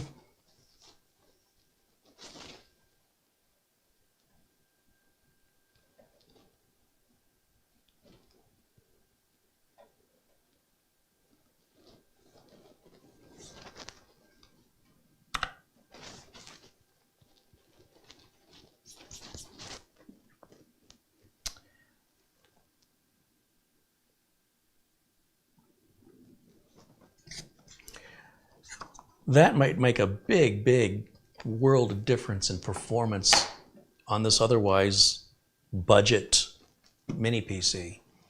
And it doesn't make any sense to me, given that there's pretty much zero price difference from SATA drives to NVMe drives until you get into the larger, 2 terabyte and above capacities. Essentially, a 500 gig SATA M.2 and a 500 gig NVMe M.2 are essentially the same price. And in many cases, the NVMe drive is cheaper, if you could believe that. Look at Amazon, look at Newegg, look at the prices and compare them. You tell me. So this doesn't really make sense why all the components they've selected here are pretty good, except for that storage drive. If I had a criticism, apart from the location of the power button, I think that the SATA M.2 was a big mistake.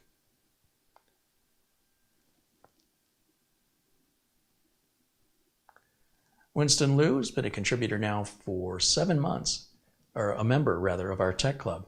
He says, many PCs are good for everyday computing with a 1 terabyte drive. Yeah, most people don't use more than 300 gigs in my experience, most home users.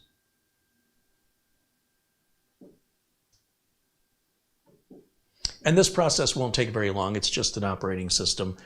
Obviously, if someone had been using this computer daily for a couple of years, they'd have more data on it, and more data would take longer to copy.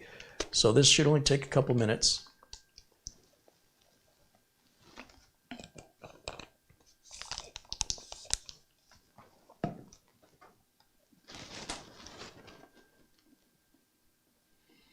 What is the Silverstone enclosure's model number? The TS16, TS, T like Tom, S like Sam, 16. I've got a video just going over the review of that. It's my favorite external enclosure because it's not designed to be a permanent housing. It's designed for someone like me, a technician that needs to quickly pull data or do clones temporarily to replace an NVMe drive, to upgrade it, whether or not I put the source or the target in there, whatever, just adjust Acronis accordingly. And no screws to turn. It's completely toolless. Just pop it in place, do what you need to do, and you're done. And speaking of done, our Acronis copy is complete. Clone disk operation has succeeded. Okay, I click OK. All right, come back over here with the close-up camera and we'll show the close-up of what I'm going to do here next.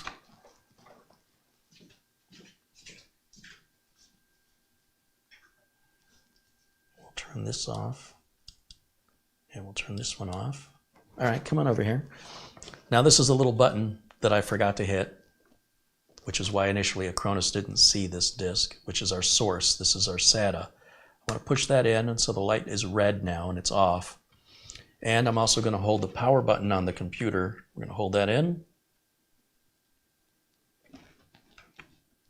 until it shuts off. There it goes. I'm going to take out the Acronis Rescue USB.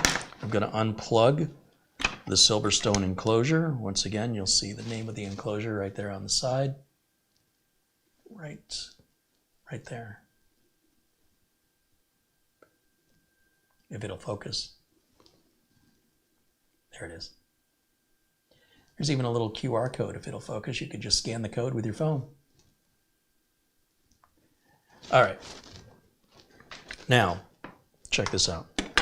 You can see the new drive I plugged in there is NVMe. Let's see if the system boots. I've just turned it back on. You see the red lights on. And let's go back over to the HDMI input. Okay. It says recovery. Your PC needs to be... Oh, probably because we went from a SATA driver to an NVMe driver.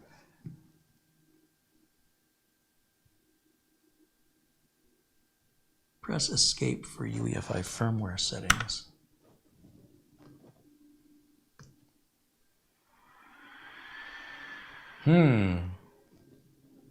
Let's see.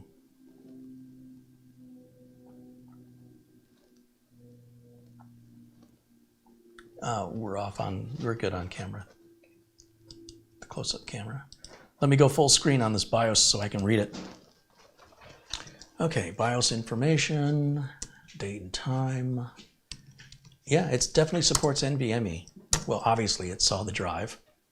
So what we're having now is what we have is a driver-related issue because we've switched the controller from a SATA controller to an NVMe controller. And if I recall correctly, what we have to do is just boot Windows in safe mode. Let's see, F8 for startup options. Yeah, winload.efi, that's the issue. Press F8 for startup settings. Come on, it's not going to give it to me. F1 for recovery environment. It should be able to boot into safe mode.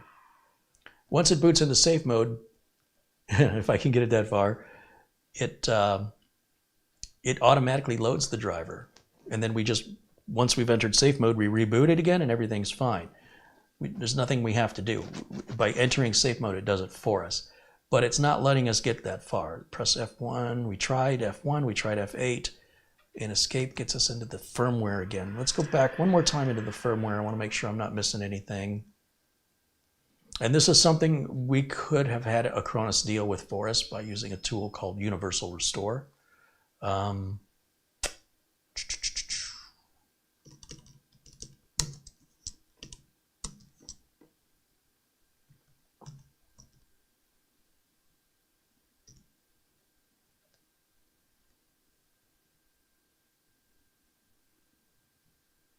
Yeah, so this is definitely a driver-related problem. Nothing in the firmware is going to fix this. I just wanted to make sure it wasn't preventing boot up to that. But it's just showing the first boot option is NVMe. It is correct. So it is just a driver problem. And again, most of the time, all you have to do is boot Windows into safe mode. And it's just not letting us do that. Sometimes you can have Windows fail attempting to boot 3 times.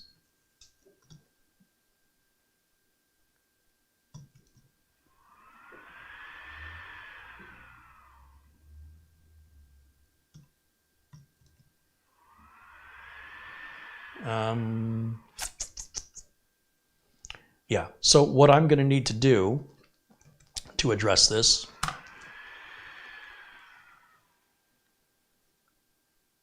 back to camera 1.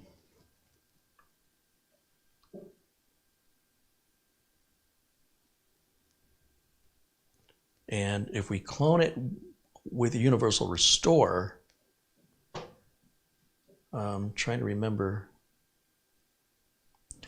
Let me go back.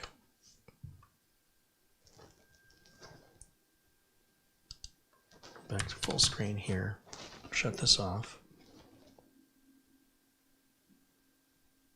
I just hold the power button in for about 10 seconds. The machine shuts itself off. Once again, no, I'm going to leave power hooked up here. I'm going to grab my Acronis Rescue Media. And I'm going to plug in my external drive.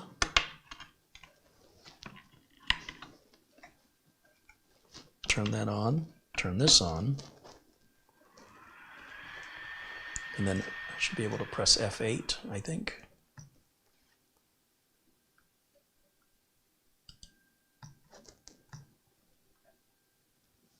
And hopefully that's booting off the flash drive.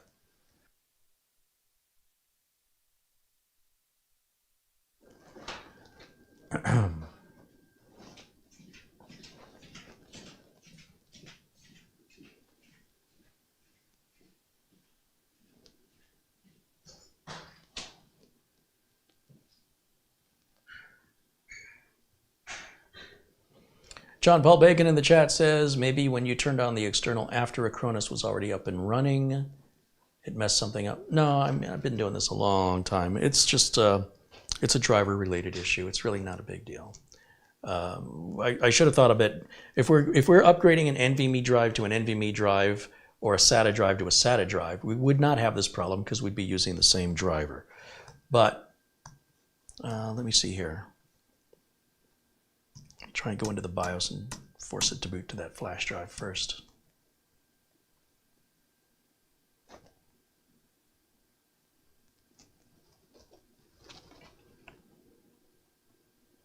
going to shut it back off. It's taking a while here.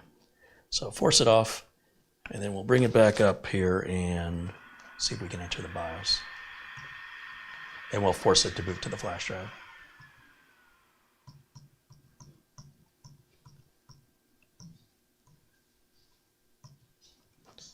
And let's see, let me go full screen once again so I can read it.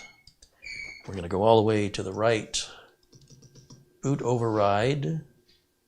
I don't want the enclosure and I don't want the Samsung. Why is it not offering me the USB drive?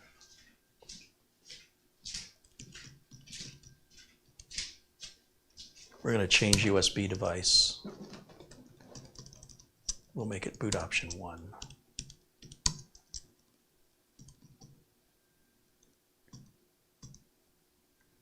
This one I don't want used. Actually, I'll make that one, this one will be second. This one I'll disable. That one I'll disable. Whoops.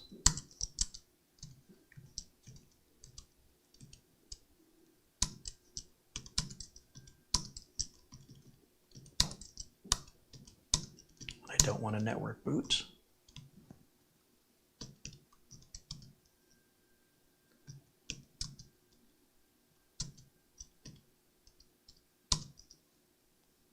I think it was trying to boot off through the enclosure before.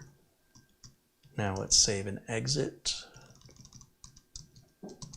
And now it should boot off of my Acronis Rescue flash drive, I hope.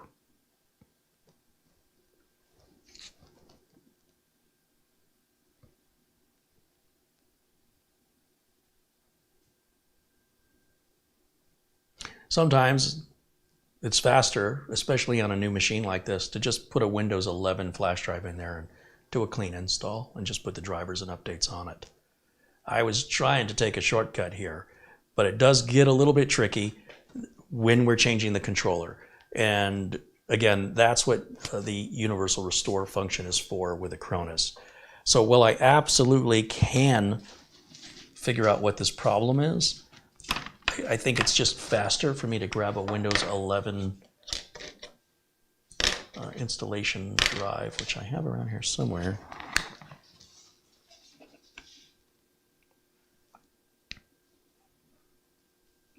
And let's just do a clean install on it, just so we can get it done today. All right, let's see if it boots correctly now to the Windows 11 boot media.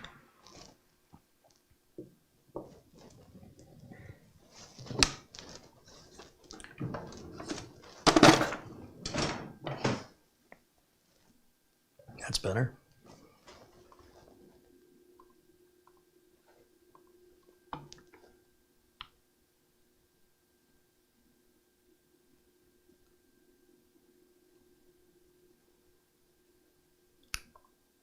And if you've been watching my channel, you know exactly what I'm going to do because I always do it the same way every time.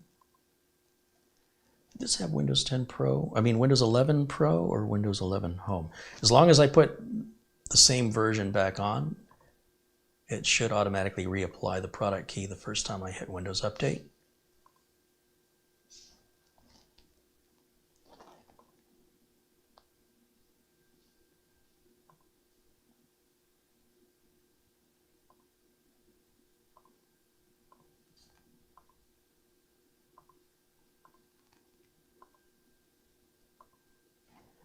It seems like a lot just to get around a silly driver, but it's a very important driver. Without it, it can't read the data off the drive. So we'll let that install because, quite frankly, this will just be faster.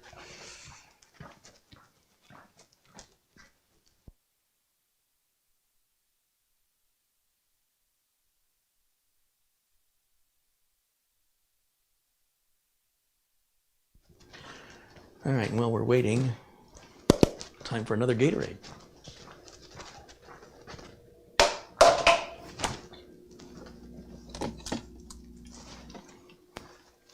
I have all these bottles of Gatorade that have like 2 swallows left in them because they got warm and I put them back in the fridge. Let's see, let me go back over to turning camera 1 back on. And I can make myself a bit smaller here so we can keep an eye.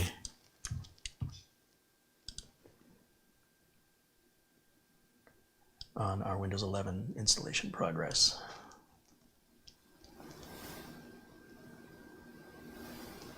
Dwayne says you'll need your old product key. No, not anymore. Ever since Windows 10, you never need to enter a product key ever again. Windows 10 servers will remember your computer regardless if you have a Microsoft account or not. And I've demonstrated this about 4 or 5 years ago in a video. I've demonstrated it at least 2 or 3 times. You absolutely will no longer need a Windows 10 or Windows 11 product key unless you change your motherboard. You'll see. Watch and learn.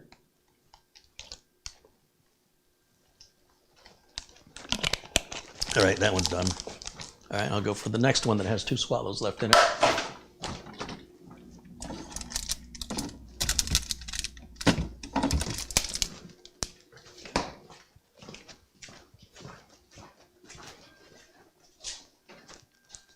All right, now because I've configured the BIOS to restart to the USB by priority, it has once again restarted Windows setup.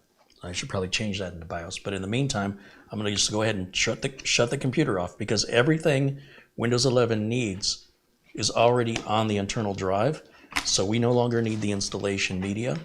We're done with it. It can be put away. I normally just leave it in there because,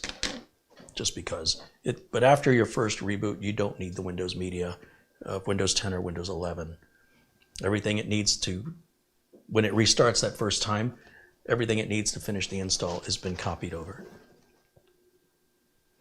And normally the BIOS would select booting to the drive first with the USB second, and normally the drive would be completely clean with no operating system on it. So it just, on your first installation, automatically boots to the USB the first time, and on the reboot, now that the internal drive is bootable, the reboot then boots from the internal drive from that point forward. And to have it override that to boot to the USB, we'd have to go into the BIOS or select one of the function buttons at startup to override the default boot settings. So everything it's done is exactly what it's supposed to do. Yeah. But that little upgrade right there probably makes a pretty good difference in performance on this machine. This machine was clearly being held back by using this old SATA drive, and it just seems like a strange decision they made to put that in there, especially when the cost is the same.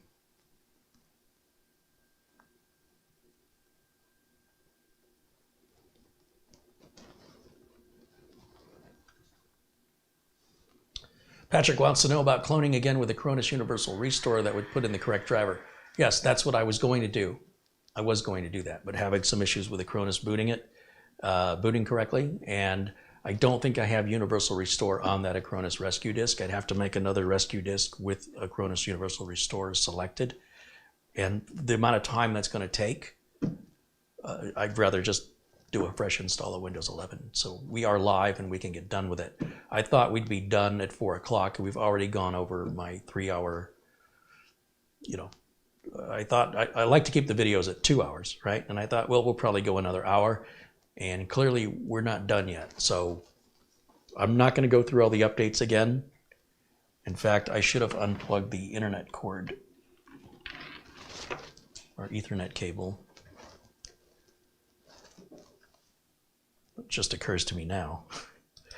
All right, let me go full screen on my side here so I can read what this says. All right. Same things we did from before. US, skip. Don't have internet.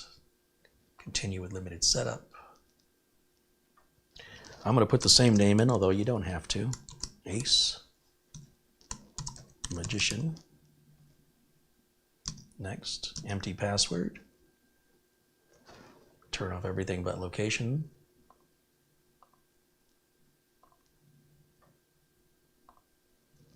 Accept.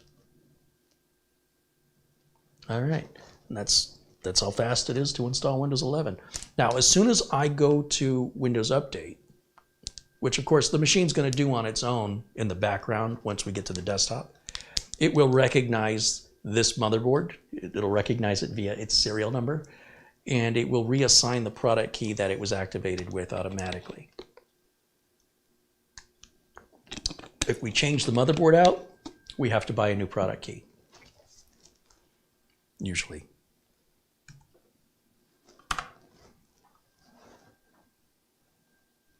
Kurt Schlegel with a $10 super chat says, great show today, Carrie. Thank you. Well, thanks, Kurt. Thanks for joining us today, and thanks for your contribution.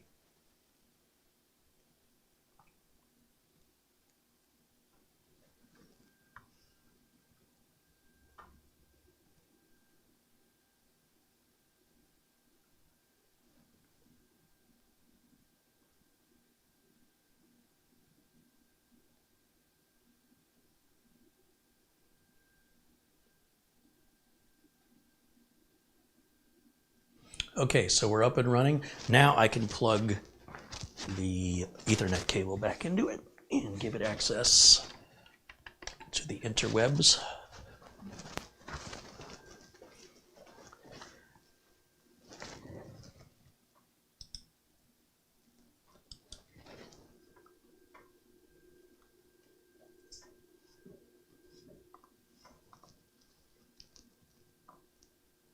See all these, likely because I didn't have the internet plugged into it. All right, here we go. Windows Update. And we'll check for updates.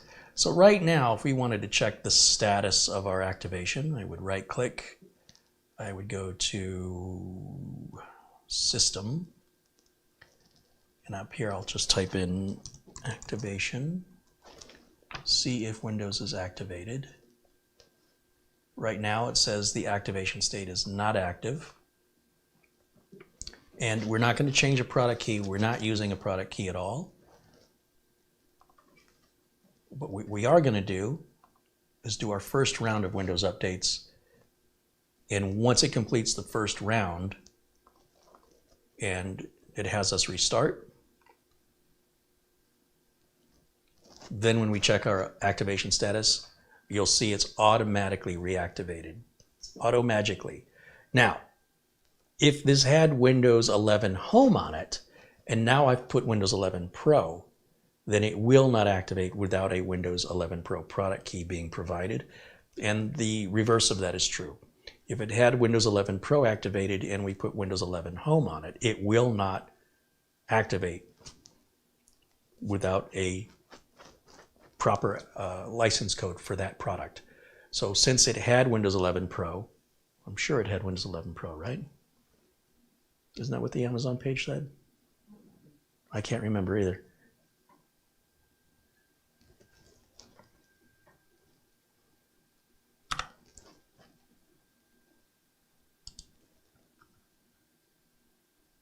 Yeah, according to the Amazon page, it comes with Windows 11 Pro. Yeah.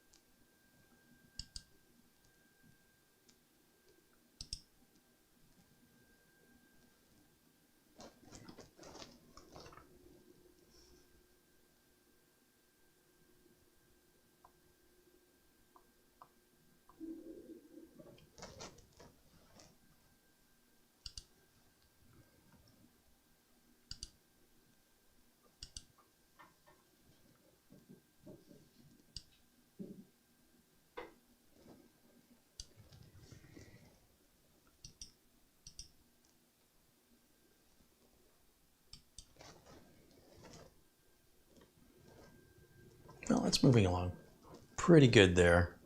Yeah, remember this is a fresh, clean install, starting from scratch, just because I want to see that the NVMe drive does in fact make a significant difference in performance.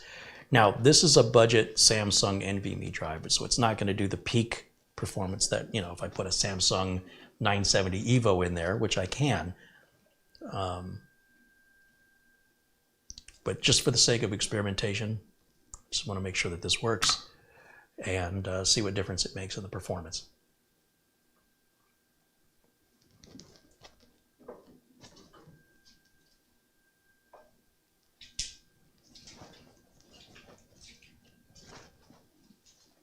Scott Hallinan says, Carrie, what is your favorite onion, red or normal onions. I do not like onions at all. However, I like onion rings. Medallions. And I would use Vidalia onions, sweet yellow onions. They're delicious in onion rings. I will not have them on a pizza. I won't have them on a burger or a hot dog. I despise them. But I like onion rings. And I don't like the onion rings if they're made with red onions. That's oof, it's too strong, too powerful. Red onions are supposed to Those Vidalia onions, though, medallions are great. yeah. But they're only in season a couple months out of the year. Matt Olaf says, sorry, I must leave you now. Good luck with the mini PC. Oh, no luck necessary. It's just a little minor upgrade. It's not a big deal. I was just wanting to measure the performance. And when I saw the benchmarks on that SATA drive, I'm like, what do we do? Go back in time 6 years? I don't want that. More than 6 years, about 10 years. No, about 6.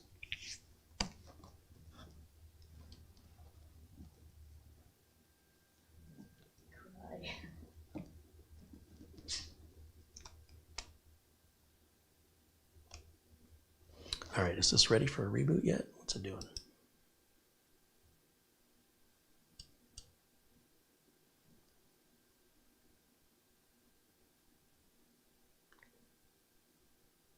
Yeah, it still has a ways to go.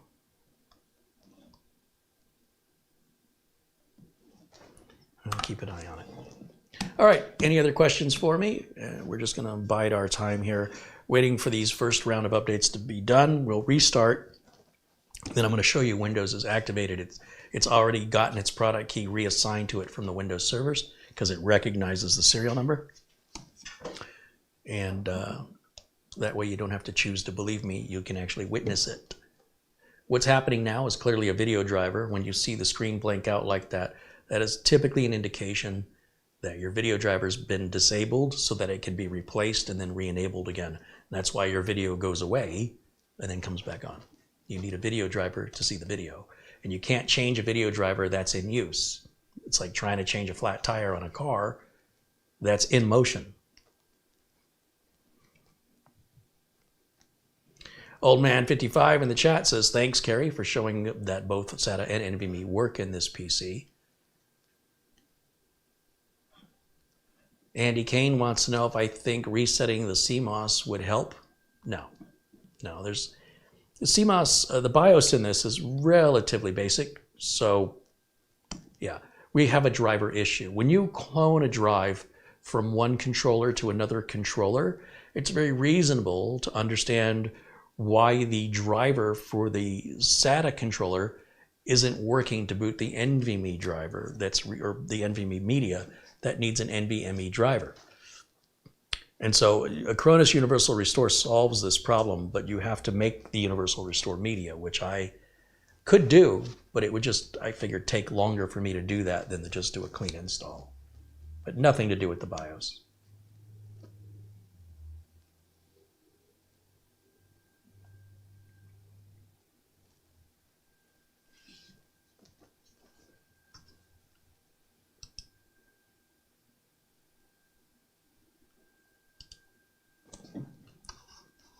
Machine went to sleep on me there.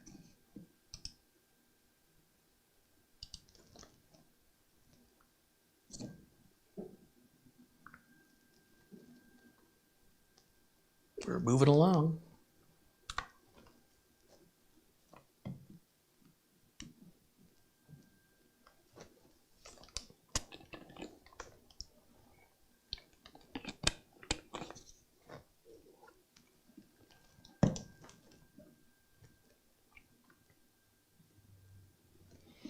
Shamim wants to know if anyone has any experience with ADATA drives. I do. I've installed many ADATA drives.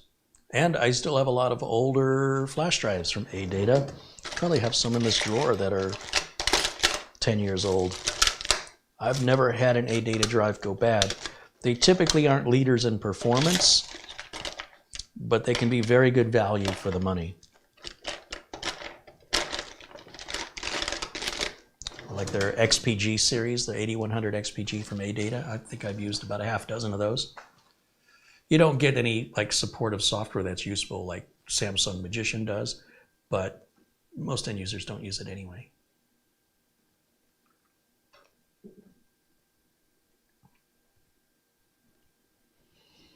Carrie, what is AMD Adrenalin? What does it do? That's what Mark Gaines wants to know. So the Adrenalin software is effectively your chipset drivers. And if you have a built-in graphics card in your CPU, it provides your graphics card drivers and allows you to optimize those drivers for certain use case scenarios such as gaming, where it optimizes the settings to give you the best performance for that task. And AMD, what did they used to call it? They gave it a different name, and it's called Adrenalin now, but it's essentially just your chipset drivers.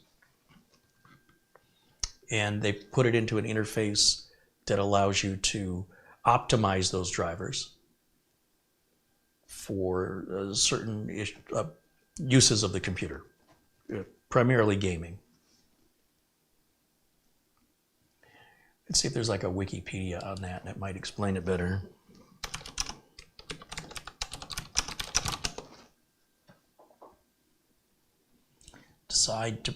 Designed to provide you with a clean, modern, and easy-to-use interface where you can quickly access the latest software features, game stats, performance reports, driver updates, and much more, all from one convenient location. But essentially, if you have an AMD-based computer, you absolutely want the AMD Adrenalin software on it to get the best performance out of it. The computer will work without it, but it'll work better with it.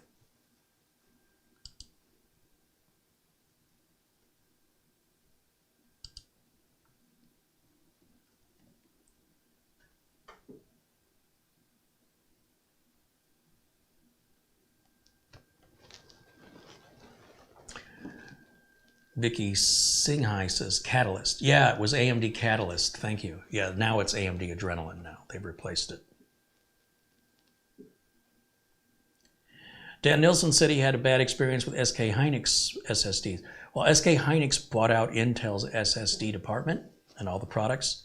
So those SK Hynix NVMe drives are now Intel based. Now, I think I've used one or two SK Hynix, and I've got nothing but great respect for them. I've never had a problem with them. But the reason I lean towards Samsung is that Magician software. It's just make sure your drive's firmware is up to date. Make sure that all the stats on the drive, how much life is left in it, how much has been written to it, what its performance is. It's a very handy little utility, and I don't know of any other manufacturer that makes a utility to that puts all this in one package. I've seen utilities from other NVMe drive manufacturers that are, a portion of what the Samsung Magician does. So, yeah.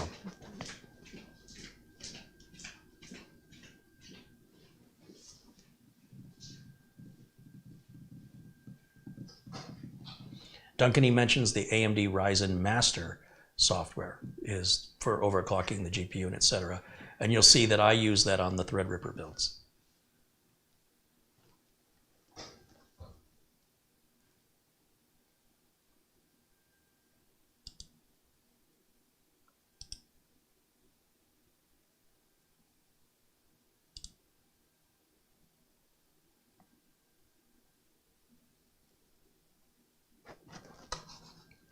Keeps falling asleep on me.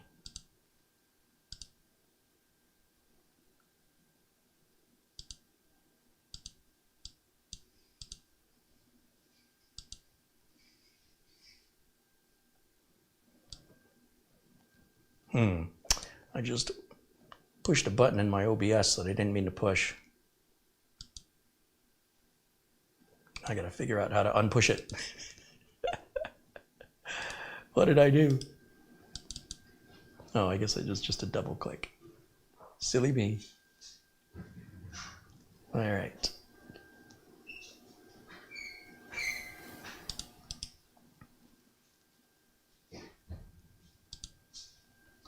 All right, I have the option to restart now, so I'm going to do that.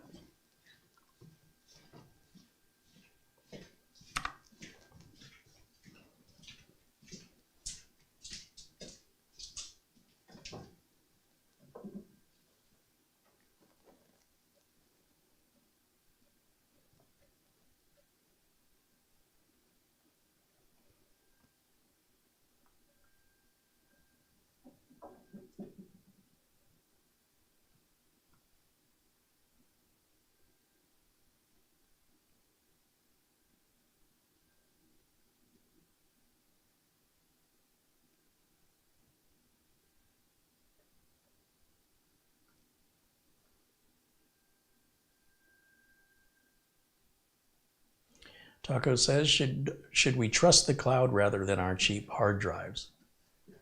Every big corporation in the world uses the cloud. It's not about trusting your local drives. It's about what happens in a fire or a theft.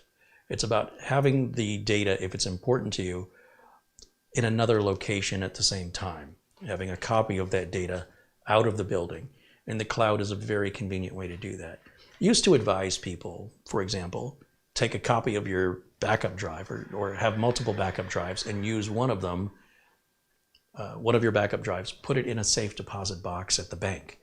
Well, few people use safe deposit boxes anymore. They were a thing, but now, look, safe deposit boxes can get broken into. The cloud can get broken into, but mostly the reason why your data wouldn't be safe on the cloud is that you chose a really poor password and it's your own fault. That's the bottom line. As brutal as it sounds, most end users are their own worst enemy for security. It's sort of like selling you the most expensive burglar alarm system. It's the most effective burglar alarm system. And then somebody knocks on your door and you invite them in the house.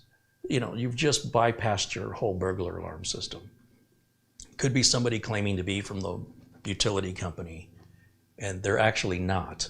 But, you know, they've got the shirt and the badge, and you believe them, and you invite them in, and you've completely bypassed your whole home security, which defeats the purpose of having it. So the cloud is, in fact, quite safe if you're using reputable cloud providers, whether that's Google, Microsoft, Amazon Web Services, as long as you take the responsibility of putting on two-factor authentication. It should be safer than it is in your own home, because that will all be encrypted. Yours backup is likely not encrypted.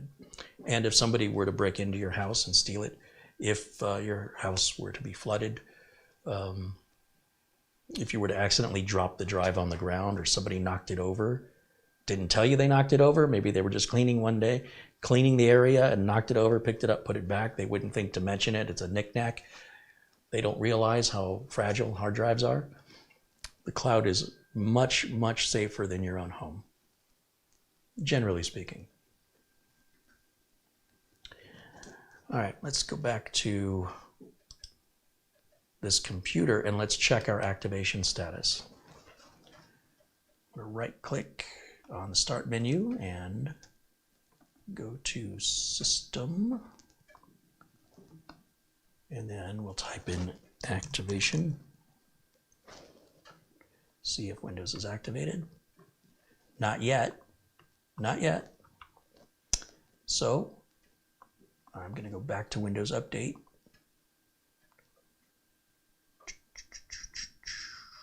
Surprised. I was expecting it to be updated, activated, but it's going to happen.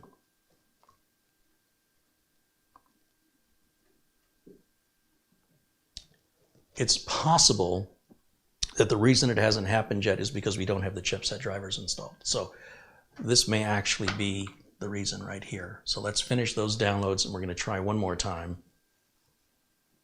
and see if it makes a liar out of me.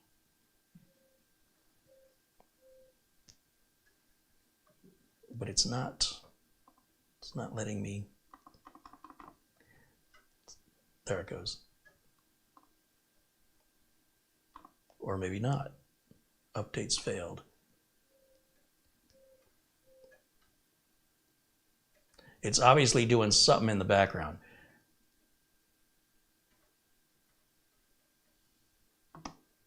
I'm still curious if maybe that happened yet. System. Activation. Settings. See if Windows is activated. We're still not there. I wish there was a way to push that. It will just happen automatically.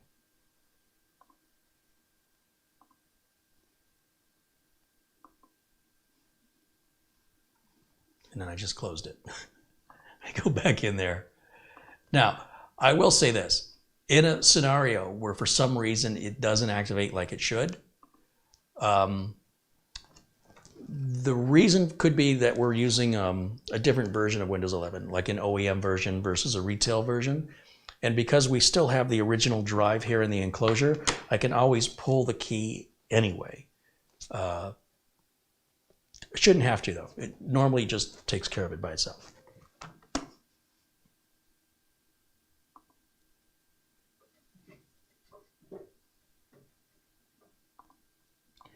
So that, now it's saying it's up to date, which was a lot faster than it was prior, which makes me wonder.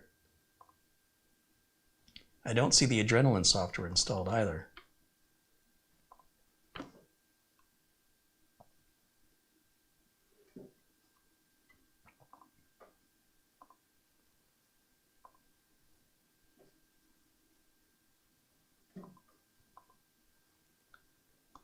So AMD Adrenaline, and then we're going to go to search box. And this was a, what I say it was 5600U, I think is what I said. 5600U.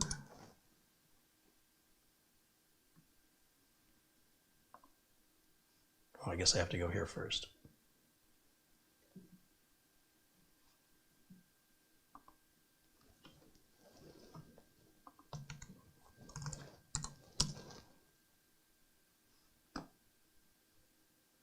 Why am I not finding it now?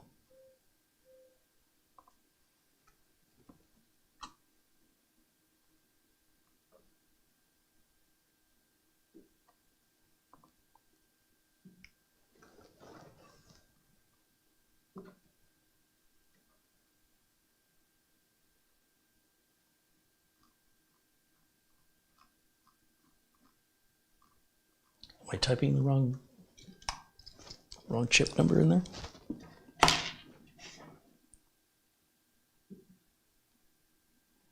$5600U. So that's what I typed, right? 5600U. 5600U.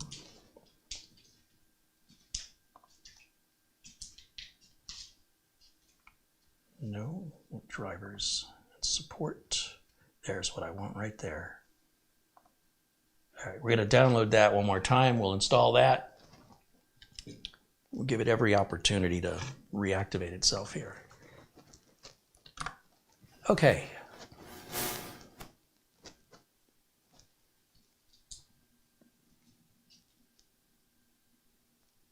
John Kennedy said, I'm not digging this computer. This is a budget computer, John. I mean, you're looking at a $328 computer. And for $328, you're getting the power supply, the case, the motherboard, 16 gigs of RAM, a 500 gig SATA storage. You're getting the CPU and the cooler. You've got the ability to hook up to 3 monitors simultaneously at 4K. I think it's pretty good value at that price point. Now, if you want to compare that to the $600 or $700 mini PCs, I don't know that that's a fair comparison, because we can buy 2 of these for the cost of one of those. And then suddenly, if each one can do 3 monitors, now we can do 6 monitors, right, with 2 of them. And then the other ones, the most they'll do is 4. So you really are somewhat getting what you pay for. In this case, I think you're getting more than what you're, like if you were to build this as a desktop computer with the same specs, there's no way you're going to do that at the $300 price point. I'm not even sure you could get it done at $500. So you got to adjust your expectations according to how much you're spending. And there's a point where if you're expecting too much, but you're spending so little, you're not being reasonable. If you're that demanding, expect to pay more.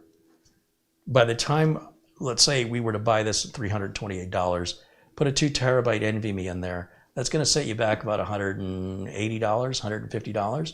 And then if we change the RAM to go to 32 gigs of RAM, that'll set us back another $100. So now we've added another $250, and now we're at $578. Let's just say, plus sales tax, which puts us right into the ballpark of the other machines that already sell that way without having to do all that work. So, food for thought.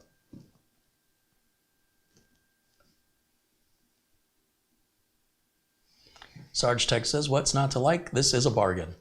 That's what I'm saying. I think it really is. I'm not saying it's the best computer money can buy, but it may be the best computer you can buy for the money. Maybe.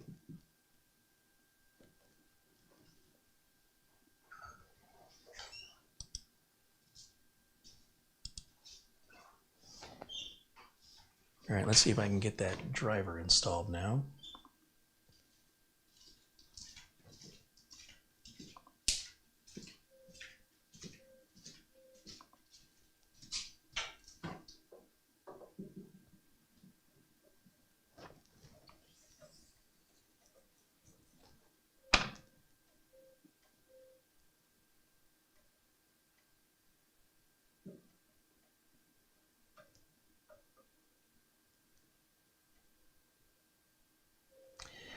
We're not seeing a big world of difference, real world performance difference between the SATA drive and the NVMe drive in the things that we've been doing so far. This extraction still seems like it's taking a long time. I'd be very curious when we run Crystal Disk Mark on it, what kind of numbers we're going to get. So once we've installed this, it'll require a reboot. We'll check once again, see if it's activated on its own. If it's not activating on its own, I'm missing something that's different.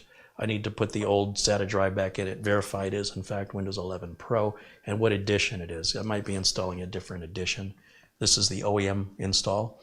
If I want to keep an OEM install on it, I probably will have to put a Windows 7, 10, or 11 key. Any of those should activate Windows 11. It will definitely tie it to the motherboard anytime I reinstall using the same version of Windows, the OEM version. A retail version would be different, and there's a couple other different, you've seen the options when they start Windows 11. It says, which version of Windows 11 do you want? And it asks that when I tell it that I don't have a product key, because normally your product key makes that determination. It doesn't have to ask you that.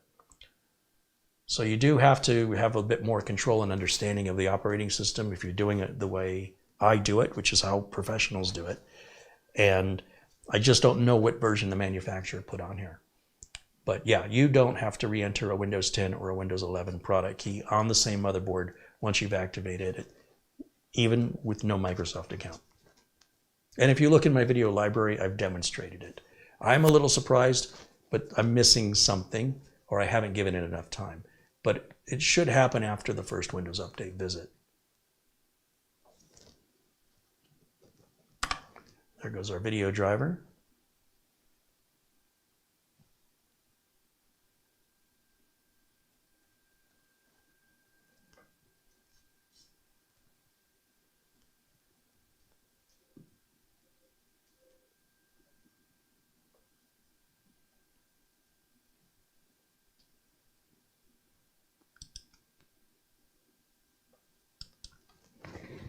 And we'll restart. And because the video is running late, I'm not going to do the Prime 95 test on it. At this point now, I just want to finish what I've started in this regard, and we can come back in a future video and sort of follow up. And I can work on some things offline just to take a little bit more time with it and not feel so rushed like I am. I feel rushed on a live video because I'm trying to cover a lot of material, and there's just not enough time for me to do it all. At least not in one video. So things like this, like why isn't that automatic activation happening? I need to look up what the differences are. There's something different. Okay, so that's good. Let me grab my flash drive with Crystal Disk Mark on it.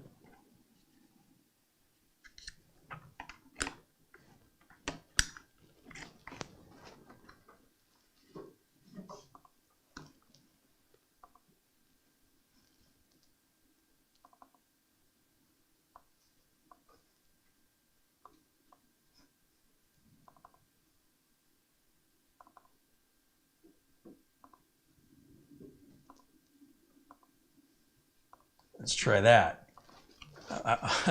I don't want to see 3-digit numbers. I want to see 4-digit numbers.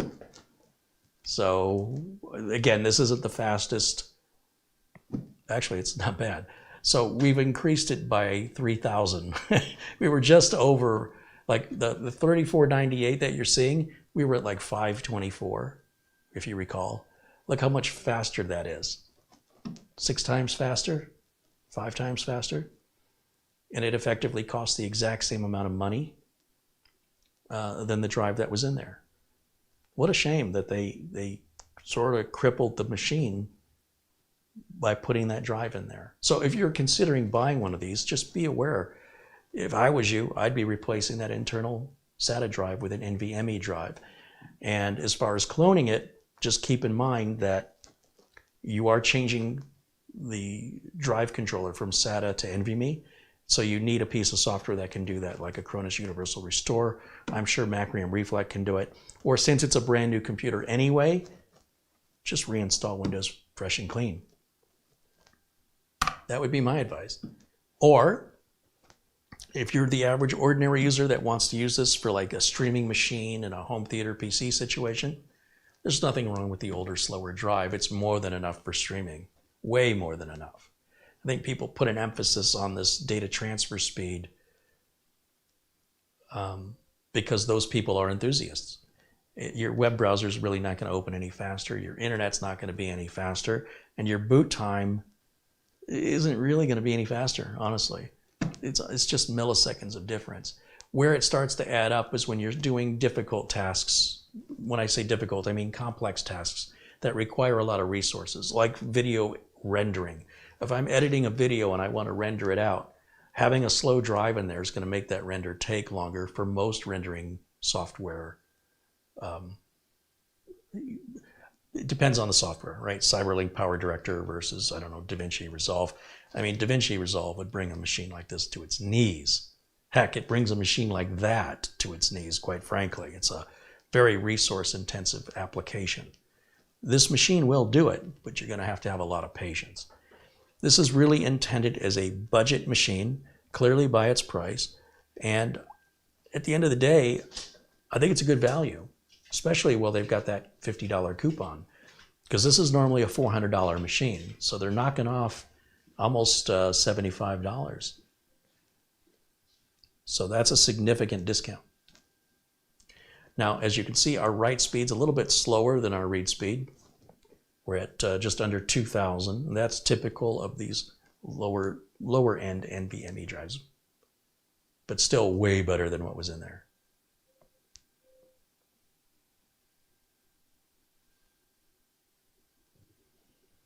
So I think with that, oh, I wanted to check the activation one more time. I don't think it's activating. It should have done it by now if it was going to do it. And that part I'll have to look into. There's a difference that I'm missing, and I'll just have to do a little research on that. Pay closer attention so I can identify what the difference is. I'm suspecting it's the OEM version of Windows I'm installing versus what the manufacturer. Most manufacturers use an OEM version though, but I'd have to put the old drive back in it and take a look at the build number and such and the version of Windows 11.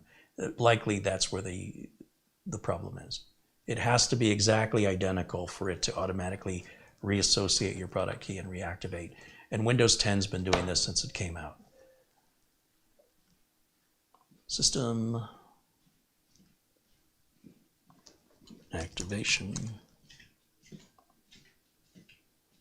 Yeah, saying it's not active. Interesting. And that means the product key was not automatically reassigned.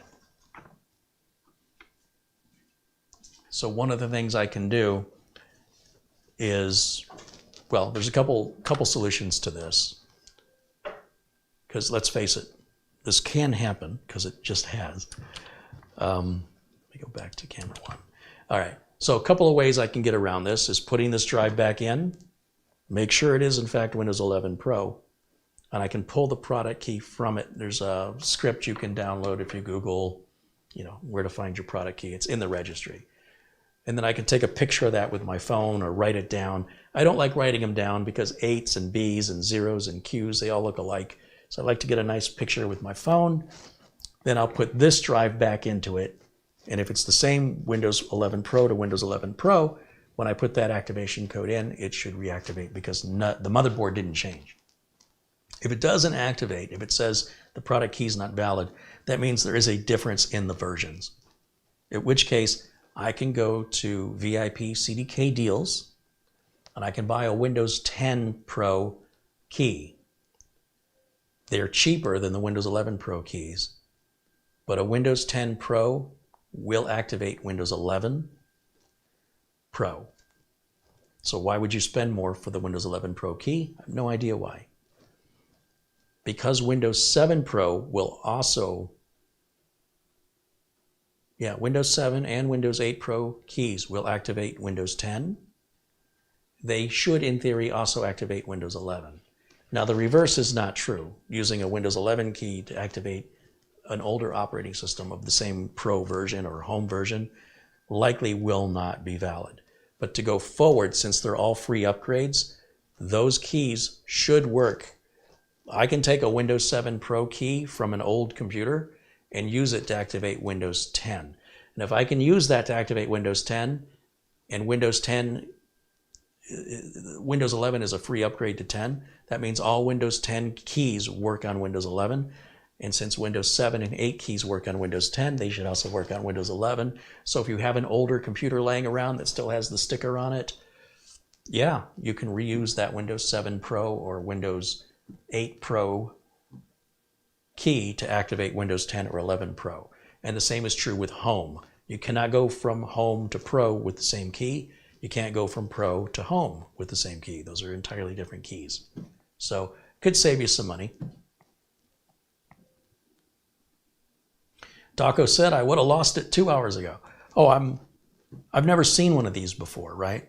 If this was like, if I had a box of these to configure for a company, which is what I used to do, and I'm just constantly just putting the same machine up, doing all the same things, yeah, it would be very tedious. But having this as a new experience, I'm really enjoying it. It doesn't bother me. I'm a little surprised, but not a big deal.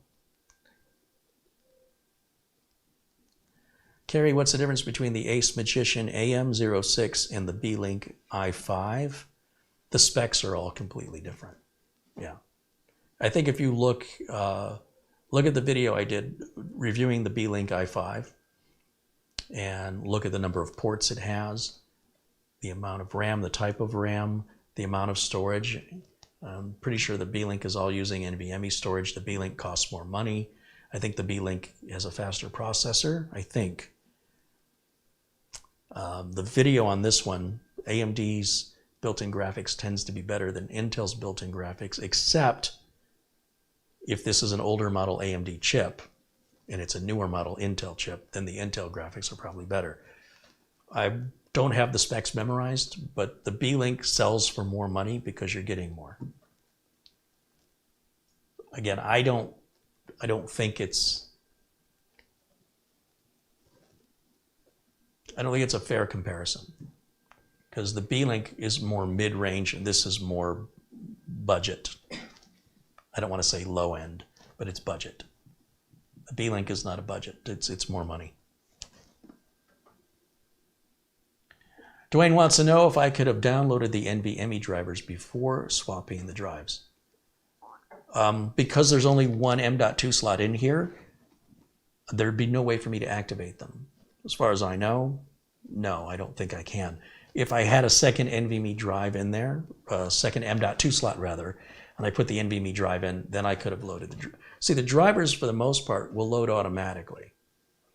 So just by having the second internal M.2 slot and plugging an NVMe drive in it, that would load the driver in that version of Windows. But it doesn't mean that NVMe drive would then be bootable. But I'd be able to access it, read and write to it, and everything else. Then if I wanted to clone from the internal M.2 to the other internal M.2, because it already had the NVMe drivers, that likely would have worked. But booting from USB requires, again, that's a different controller. It's a USB controller, which is not NVMe and it's not SATA. So wanting to boot from USB is a bit trickier, at least as far as Windows goes. It's going to be slower, but it also is a little bit more complicated in that you have to put the driver in manually, but it's entirely possible. John Williams wants to know if there's a workaround for Windows 10 Home to Pro. I can't understand why anybody who has Windows 10 Home would ever want Windows 10 Pro. I think anybody who upgrades their computer from a home version to a pro version is wasting their time. There's absolutely no benefit to the vast majority of users to have the pro version. What is it you would do with pro that you're not doing with home? That's the part I don't understand. Now, Vicky says they use BitLocker. I've never met a person that's a home user ever use BitLocker or even know what BitLocker is. But yes, if you're somebody who wants to use BitLocker, you would see a benefit from Windows 10 Pro. But most people don't. The vast majority of computer users do not use BitLocker. So I think, if you're not using it anyway, what's the point? You're not going to gain any benefit from Windows 10 Pro. If you're already running Windows 10 Home on your computer, you likely aren't missing anything.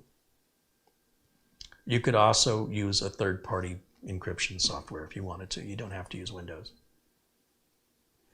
Does the home version of Windows have a limitation on how much RAM it can see? It used to, but I don't believe it has that anymore.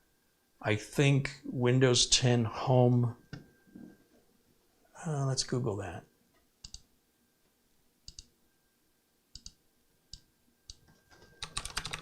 Windows 10 Home RAM limit.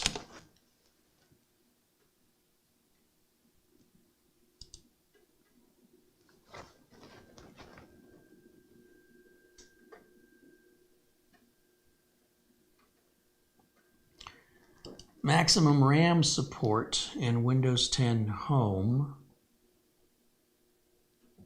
64-bit, is 128 gigs of RAM. And in Pro, you can go up to 512 gigs of RAM. How much RAM do you have? Most people don't use more than 32.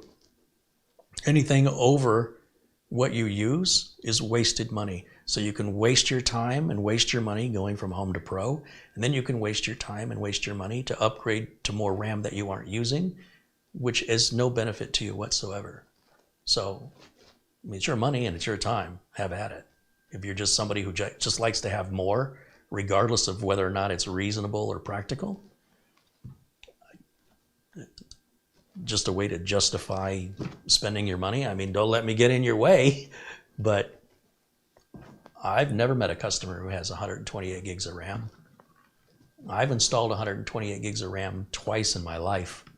And even then, Windows 10 Home will see that. The Big Beast build, I think we put 256 gigs of RAM in, so we had to use Windows 10 Pro. But we also had Windows 10 Pro level hardware, not just the RAM, but the motherboard, the CPU, all of that was super high end. So Windows 10 Home would not be ideal in a $10,000 computer. Just likely that a Windows 10 Pro is not ideal in a $500 computer, except in corporate environments. But hey, if you want to upgrade it, have at it. But you will see you're just a waste of time. Nothing's going to be any different for you. And again, with the exception of people that would want to use BitLocker, but those people are few and far between. William Lynn says, according to Google, Windows 10 Pro can go to 2 terabytes of RAM. Yeah, I don't know how you'd get the 2 terabytes, but there you go.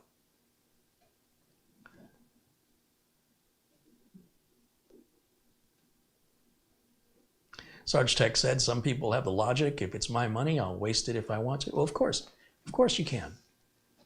But I do like to be practical, right? And if I think, for example, changing the SATA drive, it's 500 gigs, to an NVMe drive of 500 gigs is a reasonable thing to do.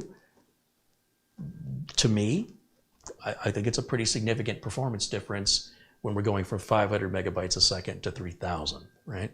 But when it's making no performance difference to add more RAM because you're not using it, you're just wasting your money.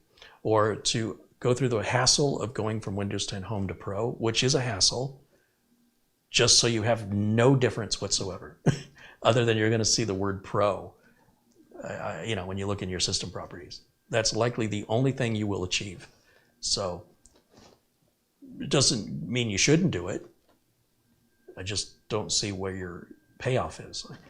I see where you're spending your money and your time, but what you're getting in return is, for the most part, nothing.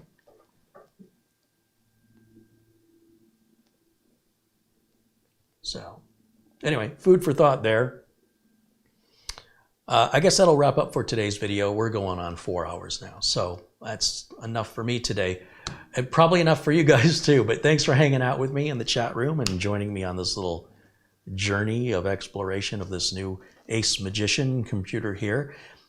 I don't know that you can find a mini computer that isn't a Raspberry Pi, which is going to be very limited in performance at this price range. So if you're looking for a very inexpensive mini PC that you can use for basic web tasks, email, online bill pay, Zoom meetings, you know, throw a web camera, you're good to go. Something small, doesn't take up much room. You want a home theater PC to stream Netflix or Plex server, Kodi, whatever. This is overkill for that, quite frankly. If you have children, they need to do remote school work, things like that. This is not a gaming computer. And I've seen graphics cards that sell for 4 times more than you can buy this computer for. So in any event, if you keep your expectations reasonable based on what the price is, I think it's a really good deal.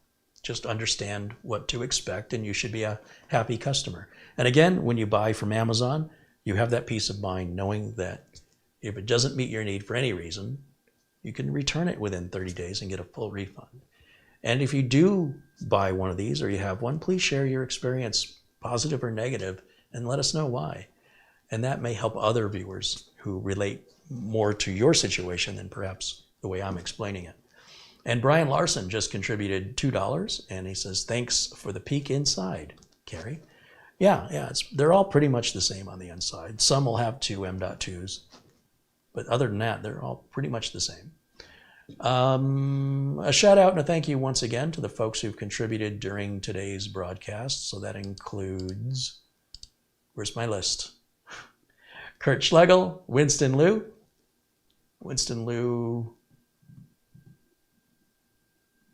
again, Thing One, Alan Lindas, Samuel Kowalski, Angel again, Oystein in Norway, Chris Johnson, Stan Ristoff, Elijah 52 Dickens with a $20 super chat. I don't think I shouted that one out. My apologies, Elijah. Thank you for your contribution earlier.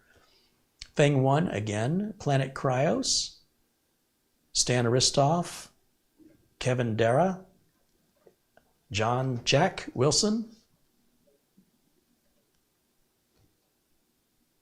Stan Haristoff again, Planet Cryos again, our good friend Buster, Peter Laycock watching us in Scotland, Frankie B, Brad 3514, and of course Luke Greenia for the earlier PayPal contribution, and Avery Ramstor, and that